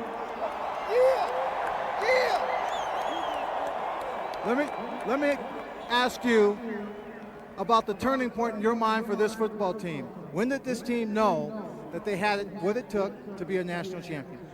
Through all the adversity we faced, knowing that a lot of guys went to the NFL last year, we knew we had some big shoes to fill, so we had to make our feet start growing. And when Jamal Lewis went down earlier this season, we knew we had to gel together as a football team, and that's all we did. We won with a football team, offense, defense, and with Mr. Jeff Hall here on the special team. Okay, congratulations. Does it feel as good as I think it does? It feels great. It feels great. All right, let's go back to John Saunders.